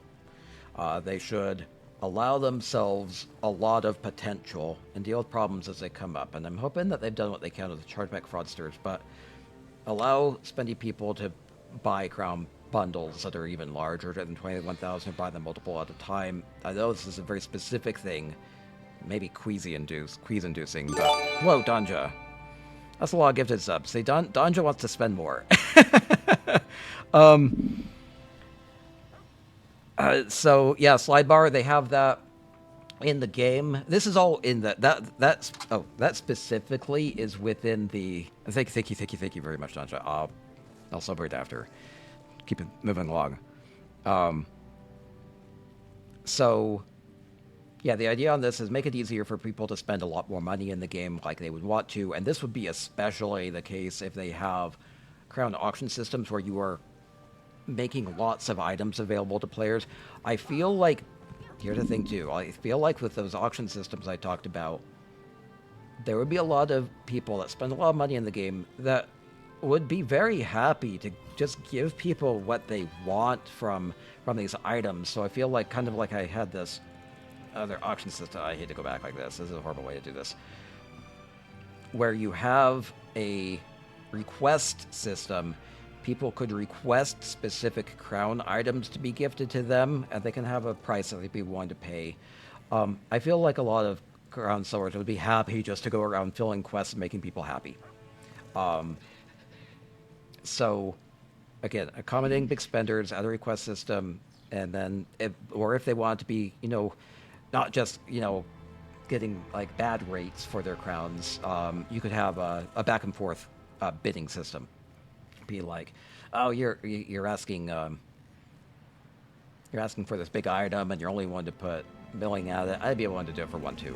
Like, you could have a back and forth built into the system with a request system and a counter offer system that would allow people to directly get what they want. This would be a treasure trove of data, again, for figuring out what people actually are interested in if you have a request system, so that people could be like, they would say, wow, there are a lot of people requesting this pet, or, well, I wouldn't have thought so many people wanted this dress. Like you can really get a lot of insights and data based off of what people are requesting directly from the crown store. You can see a lot from what people purchase directly, but like this would give you even more. It's like a registry. Yes, exactly. Related slide. Yeah, sorry. I should have. I haven't done a PowerPoint for years, so this is obviously not optimal, but what it is. A wish list system. Yeah, it's similar to that. I feel like you just directly put it up there. And you have a couple of days to make good on it, or you could increase your willingness, your purchase willingness. So you could say, I'd be willing to spend 5 million gold instead of 4 million, which was my initial offer. Go through and change it. This isn't about catering to whales. It's just about making life easier for people. Because everybody would benefit from a more robust trading scene. I nearly thought I wouldn't bring this up because, like, there's so much deflation going on. I feel like gold sinks come around as an issue still, which would be more things to actually spend gold on in the game. Because you have this engine where you have the crown gifting system, and there's so many things set up into the crown store, versus why do the crown sellers actually need gold in the game? And they might get everything in the game and have nothing to spend it on. So at least a little thing would be additional things to purchase in the game. A small thing would just be extra spaces of bag, like levels of bag space. Could go up to like 95 and like 150,000 gold to get more inventory, which would be wonderful. And then the bigger thing, and this is kind of like a big ask at the end, is go through every single stable master in the game, and they're about 35, and add a unique mount to the zone from the stable master that you can purchase for a large sum. So my thinking on that would be like 1,000,000 gold, or if it's in the Cyrodiil stable master, it'd be like a million AP, like a lot. It could even be more than that. And so you go to the stable master here, and you can buy a Guar. Best mount. You'll have a Guar, maybe even more than one eventually.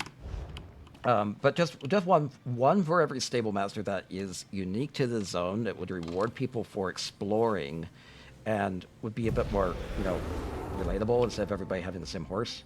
You look So- like you know you. And the caveat on this would be that'd be a lot. You'd be potentially adding 35 mounts into the game, and there's not very many earnable mounts in the game, right?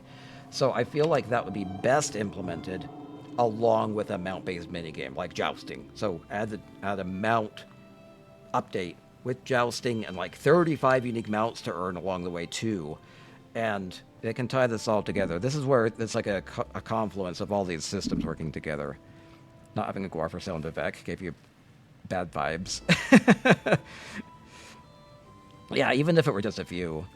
So you have a camel in Alakir Desert. You have a Guar in Varnfell, and you kind of go through each one. I was going to make like a list of all of them. I thought there's going to be lots of horses based on what's currently there. They could get more creative with it. Could be gold or other big currencies, and the idea on this was that you could tie this into other systems as well. I think something that could naturally fit into this, and talking about the need for gear and sticker books and things like that, and some reason to celebrate that, is that you could have that contingent upon set completion. So let's say you wanted the Guar here, and it cost 1,000,000 gold.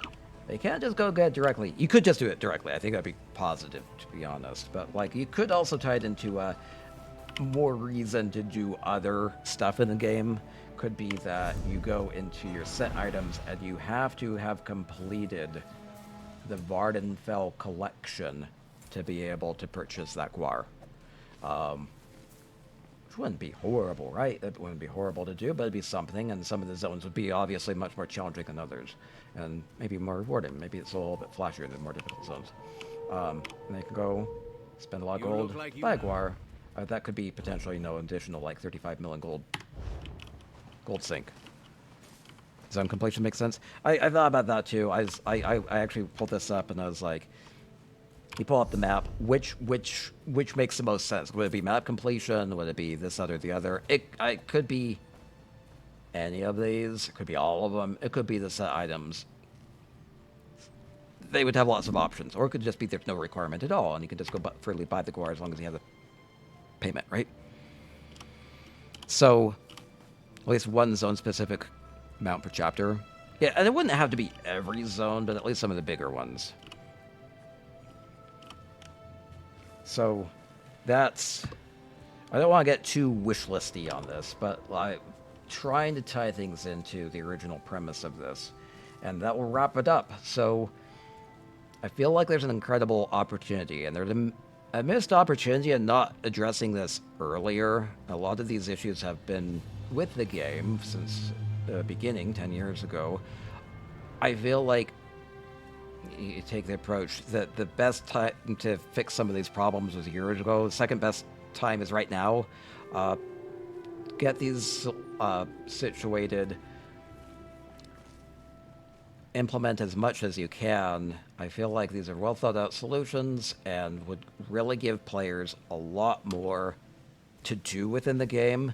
There would be huge direct benefits to that as far as player retention, boosting player morale, increasing concurrent playership, increasing per player spend. Ultimately, bottom line, I feel like this would be a huge boon to profitability. And that would also just give a lot of data because people would be polling with their preferences and saying what they want in the game more. And you can use that to continue to develop additional systems. And everything I've talked about here, I feel like is feasible and could be implemented within like a year or two. Some of it could be changed, just it'd be a matter of changing some numbers here and there. That could be done in a week. So I feel like that'd go long term in raising ESO's profile and making the game more marketable and just making it so Elder Scrolls is successful. So, in-game economy, huge issue. That was 3 hours of talking about it. So that was hopefully that'll be good. So thank you for listening and with the feedback and questions. I know it